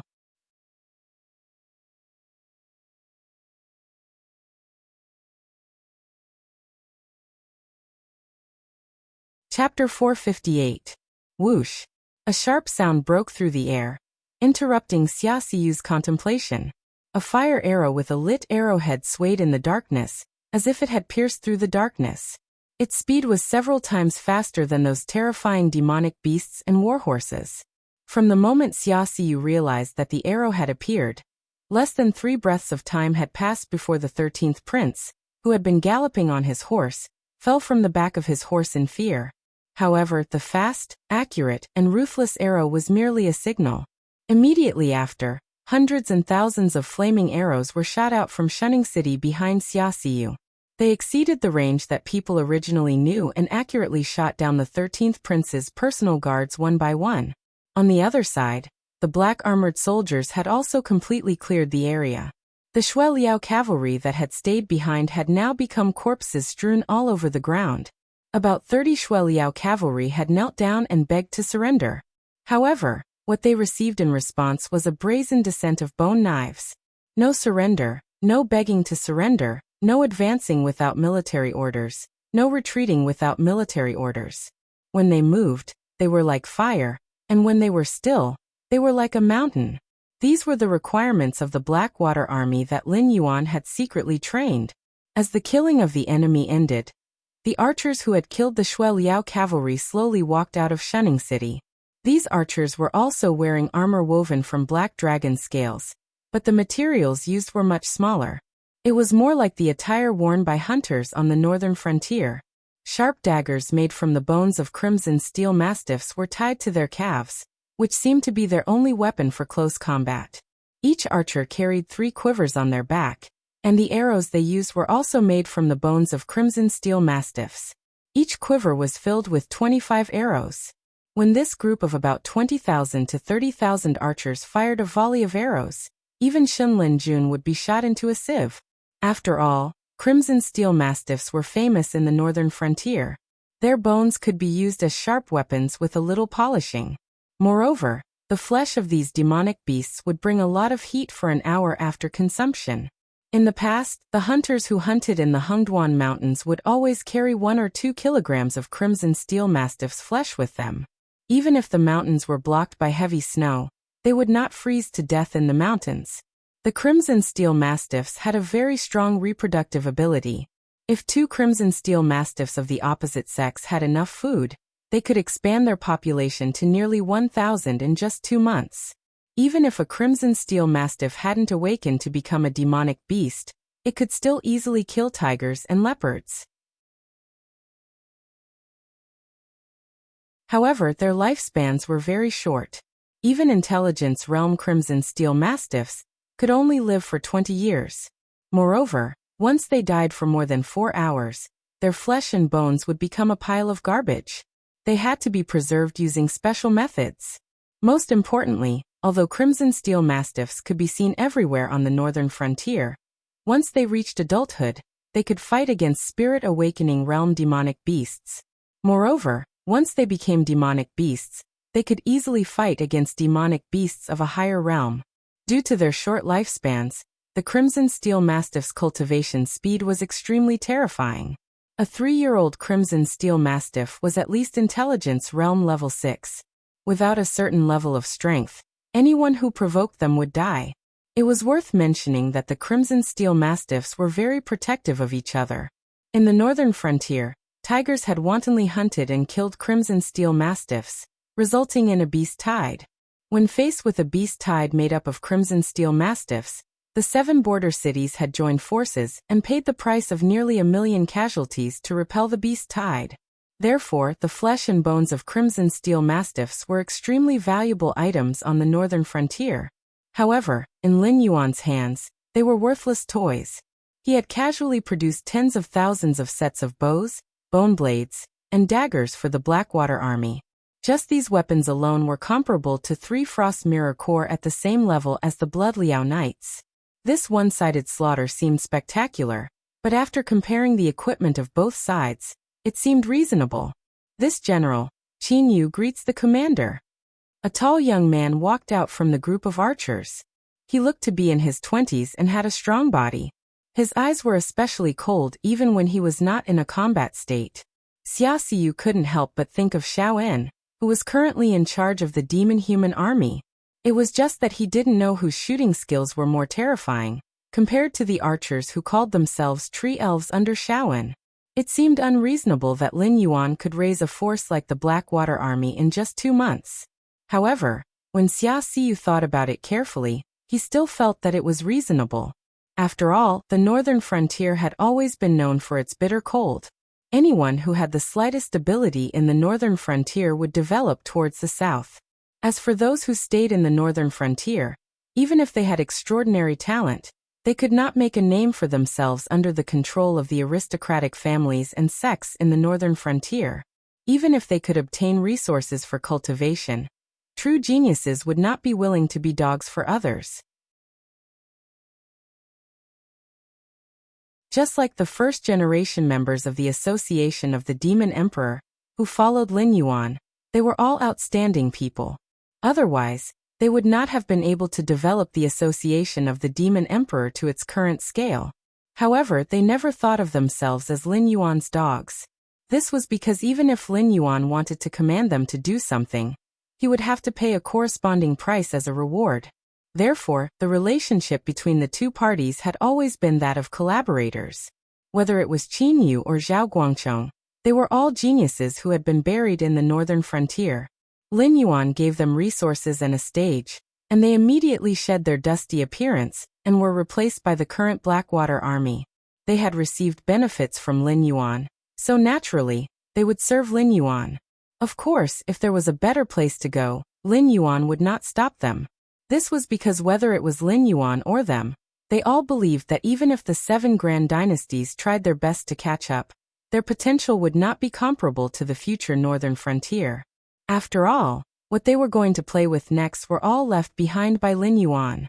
Of course, this was because these geniuses had been buried for too long. In addition, the refugees from all over the world had flooded into the northern frontier. This was why so many promising talents could emerge in such a short period of time. Once the Northern Frontier Academy had been established for a long time, the geniuses would be discovered one by one. The remaining people would require a large amount of time and resources to nurture. It would be impossible for so many terrifying existences to emerge without anyone noticing. You are the private soldiers trained by the Demon Emperor. Regarding this mission, you know about it earlier than me and are more detailed than me. Xia Xiyu nodded at Qin Yu and said expressionlessly, "What we are going to do next is to go to the south and perfectly carry out the mission given by the Demon Emperor. Everyone relies on their own abilities to make a living, so I won't say those cheering words." At this point, Xia Xiyu paused and said loudly, "Now everyone line up and prepare to depart."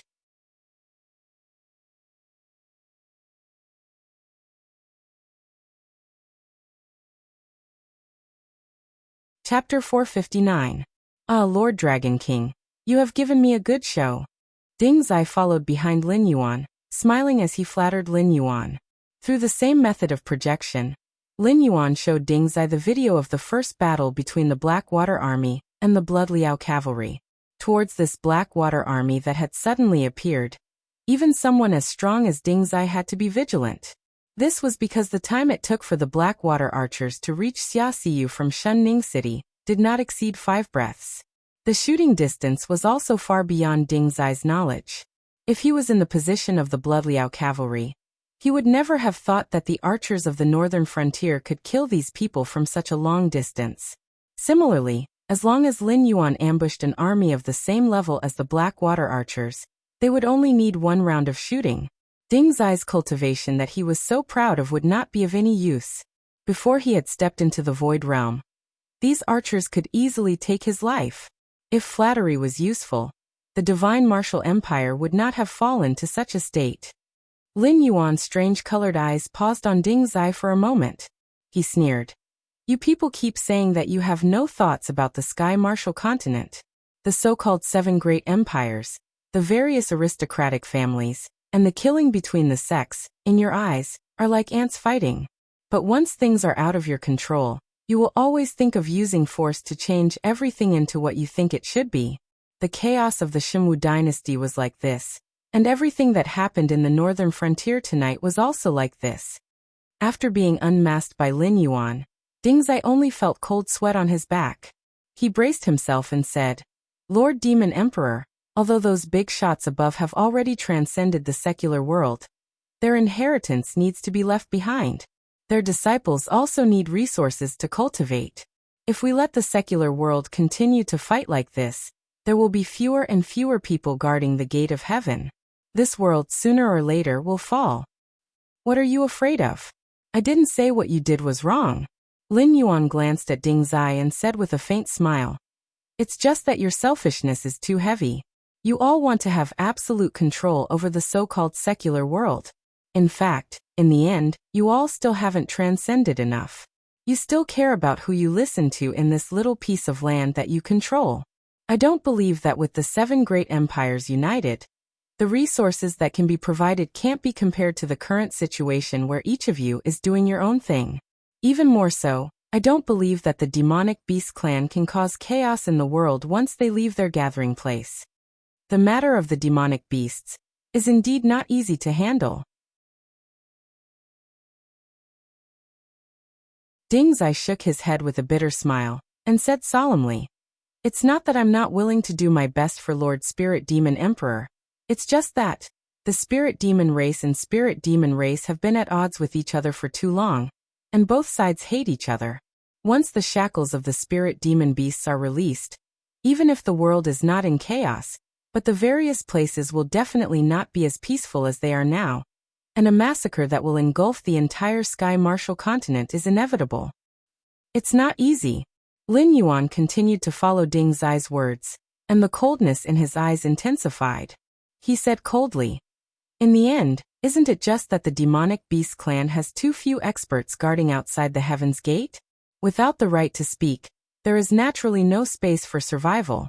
What those fellows can protect is the Hengduan mountain range, a place for the demonic beasts to reproduce." Ding Zai bowed to Lin Yuan, but didn't dare to open his mouth to continue the conversation. The truth was the same as what Lin Yuan had thought. The demonic beast clan had too few experts, and without the peak experts to speak, the demonic beasts could only live like livestock that could be slaughtered. But the truth was like this, and words couldn't be said so bluntly. Otherwise, other than offending others, there wouldn't be any benefits. In 4 months, the northern frontier has grown from nothing. Not to mention that I can annex the Xinwu dynasty, but if I use all my trump cards, it's just like playing a game if I want to rule the Xinwu dynasty across the Wei River. Lin Yuan didn't even look at Ding Zai, and continued to walk in the direction of Taitsong City. He said indifferently, "My meaning is very clear. You can go back and ask your superiors.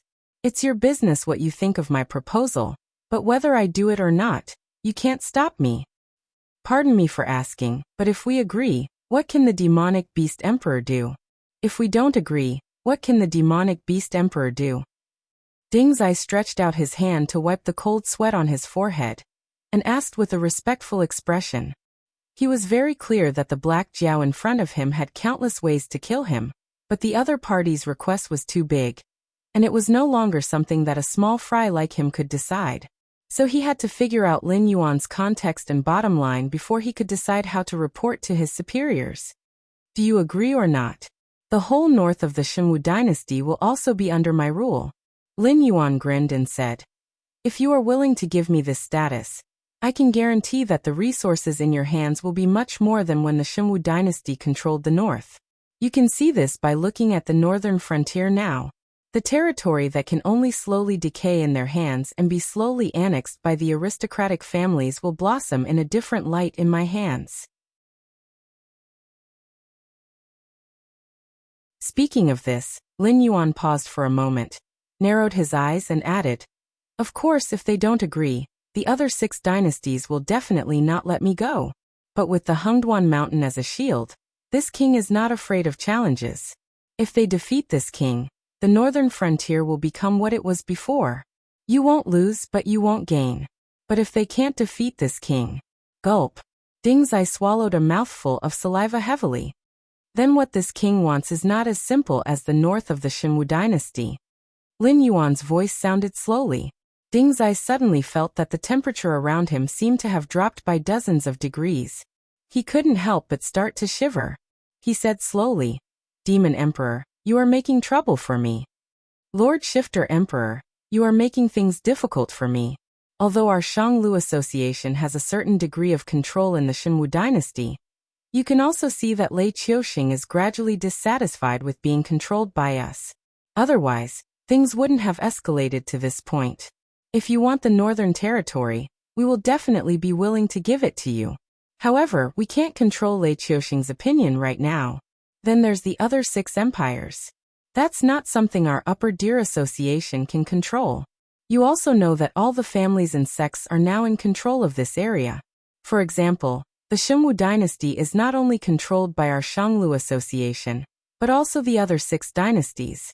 I will definitely report your request truthfully, but you know how difficult it is to get everyone to agree. Even if you are destined to become one of those big shots in the future, you definitely don't have the face to do so now. If you want me to persuade the other big shots to agree, that's fine. But the question is, what can you give us?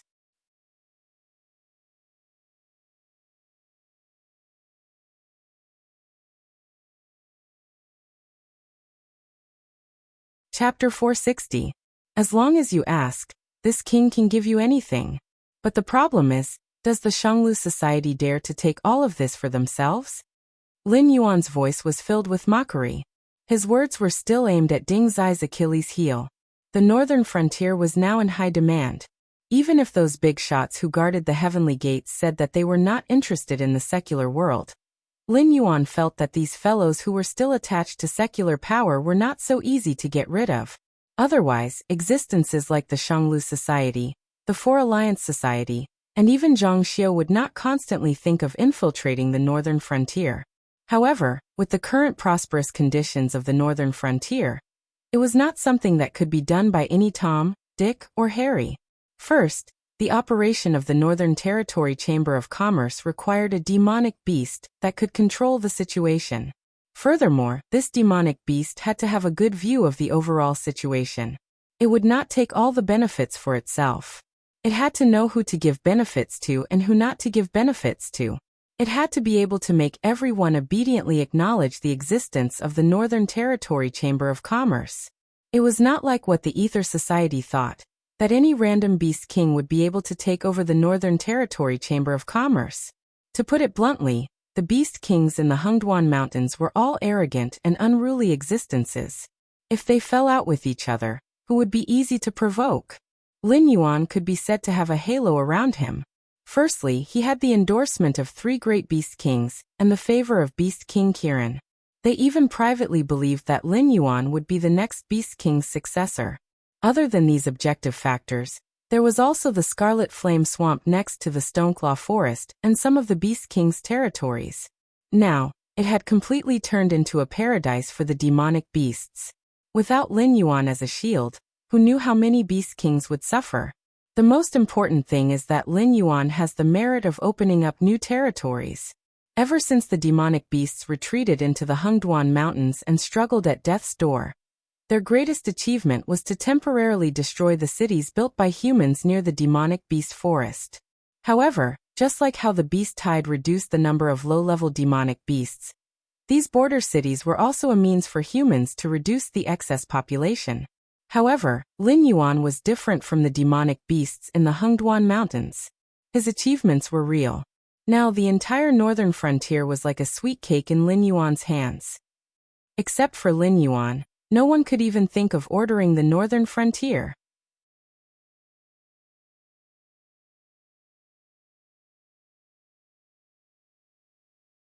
However, as an existence that was connected to Lin Yuan, no one would have any objections if the Upper Deer Society took more. This was because this was one of the advantages of the Upper Deer Society. Otherwise, Ding Zai wouldn't insist on tying himself to Lin Yuan. However, how to control this still required everyone to sit down and slowly negotiate. Ding Zai's current intention was obviously to let Lin Yuan suffer in silence. It was no problem to give a large amount of benefits to the Upper Deer Society for a name, but these benefits definitely wouldn't be included in the cake shared by everyone. They were all from Lin Yuan's own pocket. As a person in his previous life, Lin Yuan had experienced countless schemes and schemes. Ding Zai's little scheme naturally couldn't escape his eyes. Since they weren't willing to talk, then they might as well not talk. Everyone would shed all pretense of cordiality and not interact with each other. In any case, Lin Yuan was now very sensitive. No one could guarantee that they wouldn't get involved if they touched him, so no one would touch him. Especially after the matter with Kong Lezin, when the various clans sent experts to attack the northern frontier, they would have to consider whether Lin Yuan had the ability to make their experts stay in the northern frontier forever. And to use the power of the secular world? That was even more of a joke. Any of the 7 great empires would definitely not gain any advantage if they went head-to-head with Lin Yuan. Who would be willing to suffer such a loss? This is your last chance. I want you to reach the bottom line of the Upper Deer Society. If you still make me feel that you are not sincere, then let's not talk anymore. Lin Yuan stared at Ding Zai and directly used his killer move. In any case, there are countless pairs of eyes staring at the northern frontier. Once you reach the Upper Deer Society, the negotiations with this king will fall apart. There are plenty of people who are willing to put down their status and have a good chat with this king on how to divide the benefits. Forced into a corner by Lin Yuan, Ding Zai helplessly sighed and said in a deep voice, "If Lord Demon Emperor says so, then I have no other choice. Frankly speaking, the Upper Deer Society will have to pay a price to persuade the other clans. You also know that although everyone is willing to facilitate this matter, whoever speaks will be ruthlessly ripped off. And this price will definitely not be paid by the Upper Deer Society. Do you understand?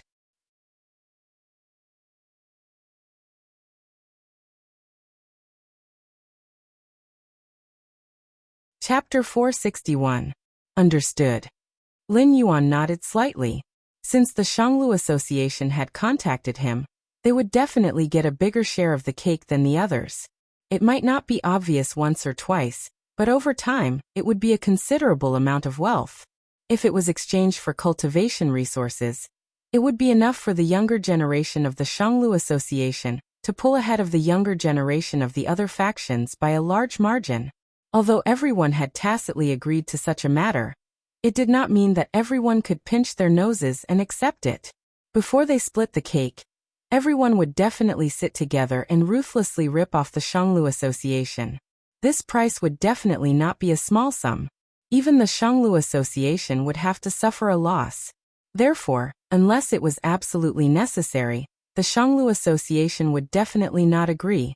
Unless this price was paid by Lin Yuan. Seeing that Lin Yuan had given an affirmative answer, Ding Zai clearly heaved a sigh of relief. Therefore, we have nothing else to discuss. Please return. The teasing in Lin Yuan's voice disappeared, and was replaced by an unwavering indifference. Lord Demon Emperor.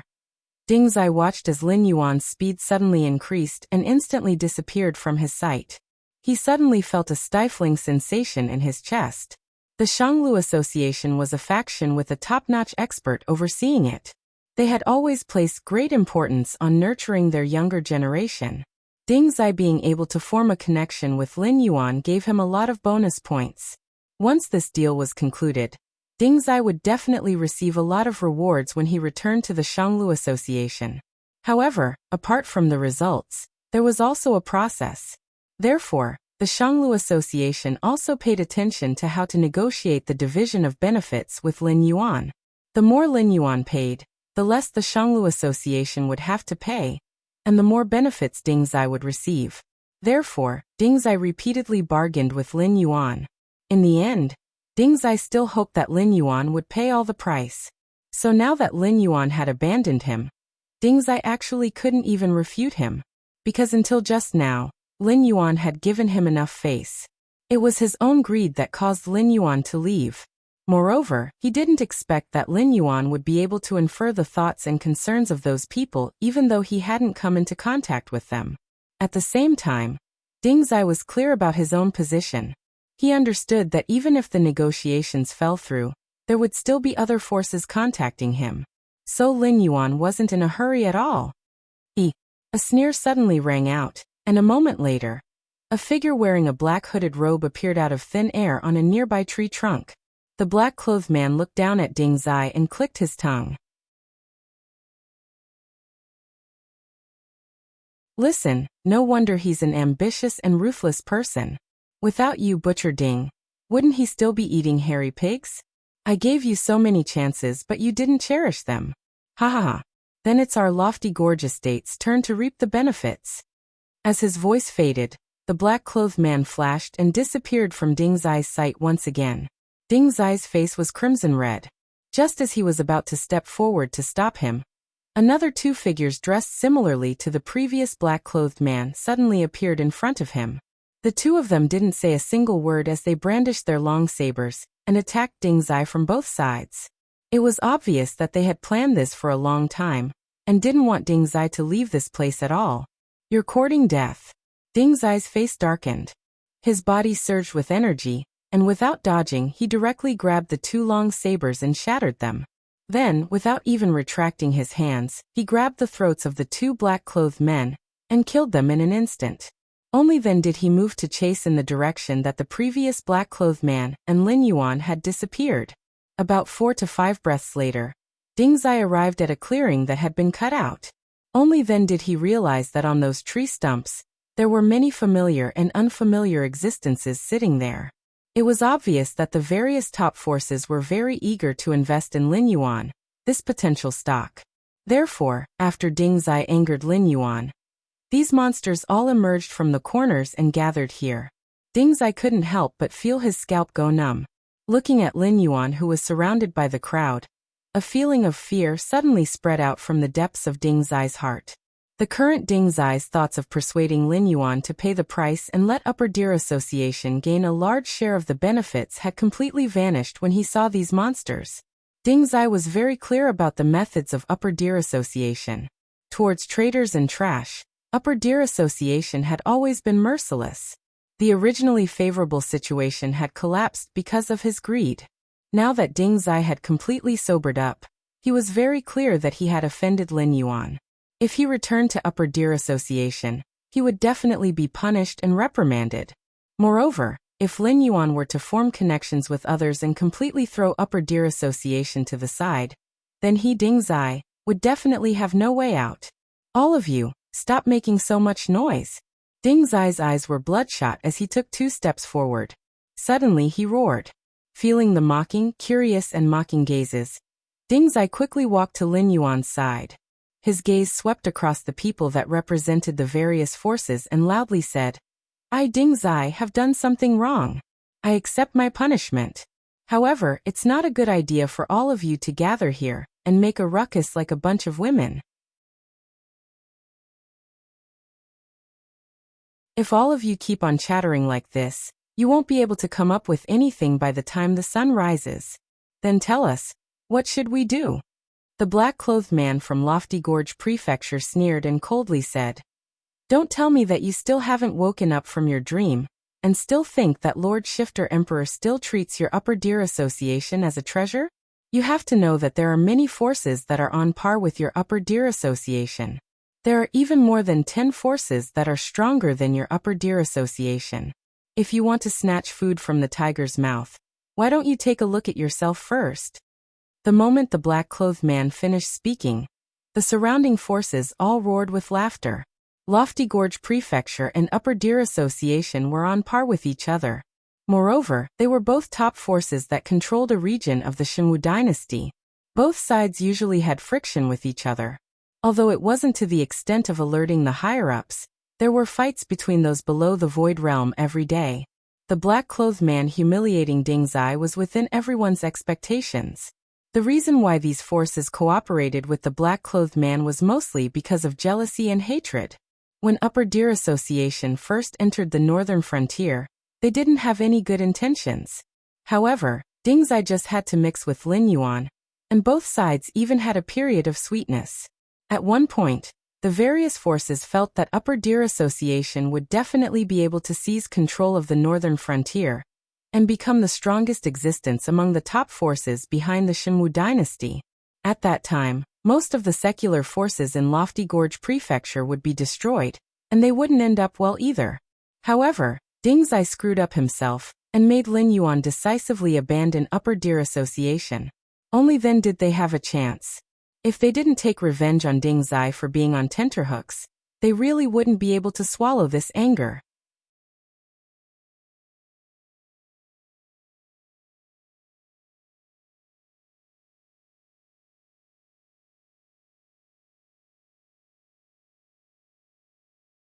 What Ding Zai was doing now was equivalent to letting them bid. Everyone would call out their bottom line price one by one. Whoever gave the lowest price would be one step closer to taking over the northern frontier. But to be honest, doing such things behind people's backs wasn't a big deal. But if you did it in public, it would be too embarrassing. Ding Zai's suggestion was obviously to make everyone lose face together. Originally, they could still negotiate with Lin Yuan. But now, it had become the lowest price to take over the northern frontier. The gap between them could be imagined. Using the bidding method to settle this matter, it was impossible for so many people to argue. When the time came, they would just have to call out one by one. If they couldn't suppress the other, they wouldn't have a chance. They couldn't possibly sell off their own underwear just to disgust others, right? This fellow must be crazy. The representative from Lofty Gorge Prefecture muttered softly. His eyes were filled with helplessness. Who would have thought that after being rejected by Lin Yuan, Ding Zai would still chase after them and come up with such a disgusting idea? And yet, None of them dared to say a single word. After all, with so many representatives present, Lin Yuan would be able to sit firmly on the fishing platform. No matter how low the price you offered was, as long as your attitude wasn't good, he would still choose not to cooperate with you. Ding Zai looked around and sneered. No one is speaking, right? Weren't you all quite talkative just now? Then I'll take the lead. Our Shanglu Association is willing to help Lord Shifter Emperor take over the entire northern frontier. The price paid in the meantime will be borne by our Shanglu Association. When Ding Zai's voice fell, everyone's face twitched crazily. The representative from Lofty Gorge Prefecture glared at Ding Zai and said coldly, Ding Zai, are you King playing with us? Ding Zai immediately shouted out everyone's bottom line. It meant that Lin Yuan didn't have to do anything, and they just had to hand over the entire northern frontier of the Shenwu dynasty to Lin Yuan. At that time, the 7 dynasties wouldn't have any attitude, let alone suppress Lin Yuan. Even if Lei Qiuxing objected, the other 6 dynasties and the Hengduan mountain range behind Lin Yuan would join forces to pressure Lei Qiuxing and force him to agree to this matter. But the problem was, if Ding Zai had shown this attitude earlier, or even offered a higher price, the Shanglu Association and Lin Yuan would have already formed a contract. How could things have developed to this point? Now that all of them had stood out, wasn't Ding Zai doing this just to disgust them? Humans were creatures that were easily swayed by emotions. This had nothing to do with cultivation.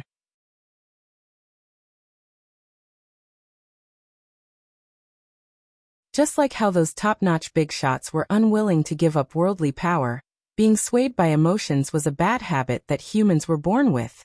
Unless one was an unparalleled ruthless person who was pure of heart and had no human nature, at certain times, humans would definitely do something that they would regret afterwards.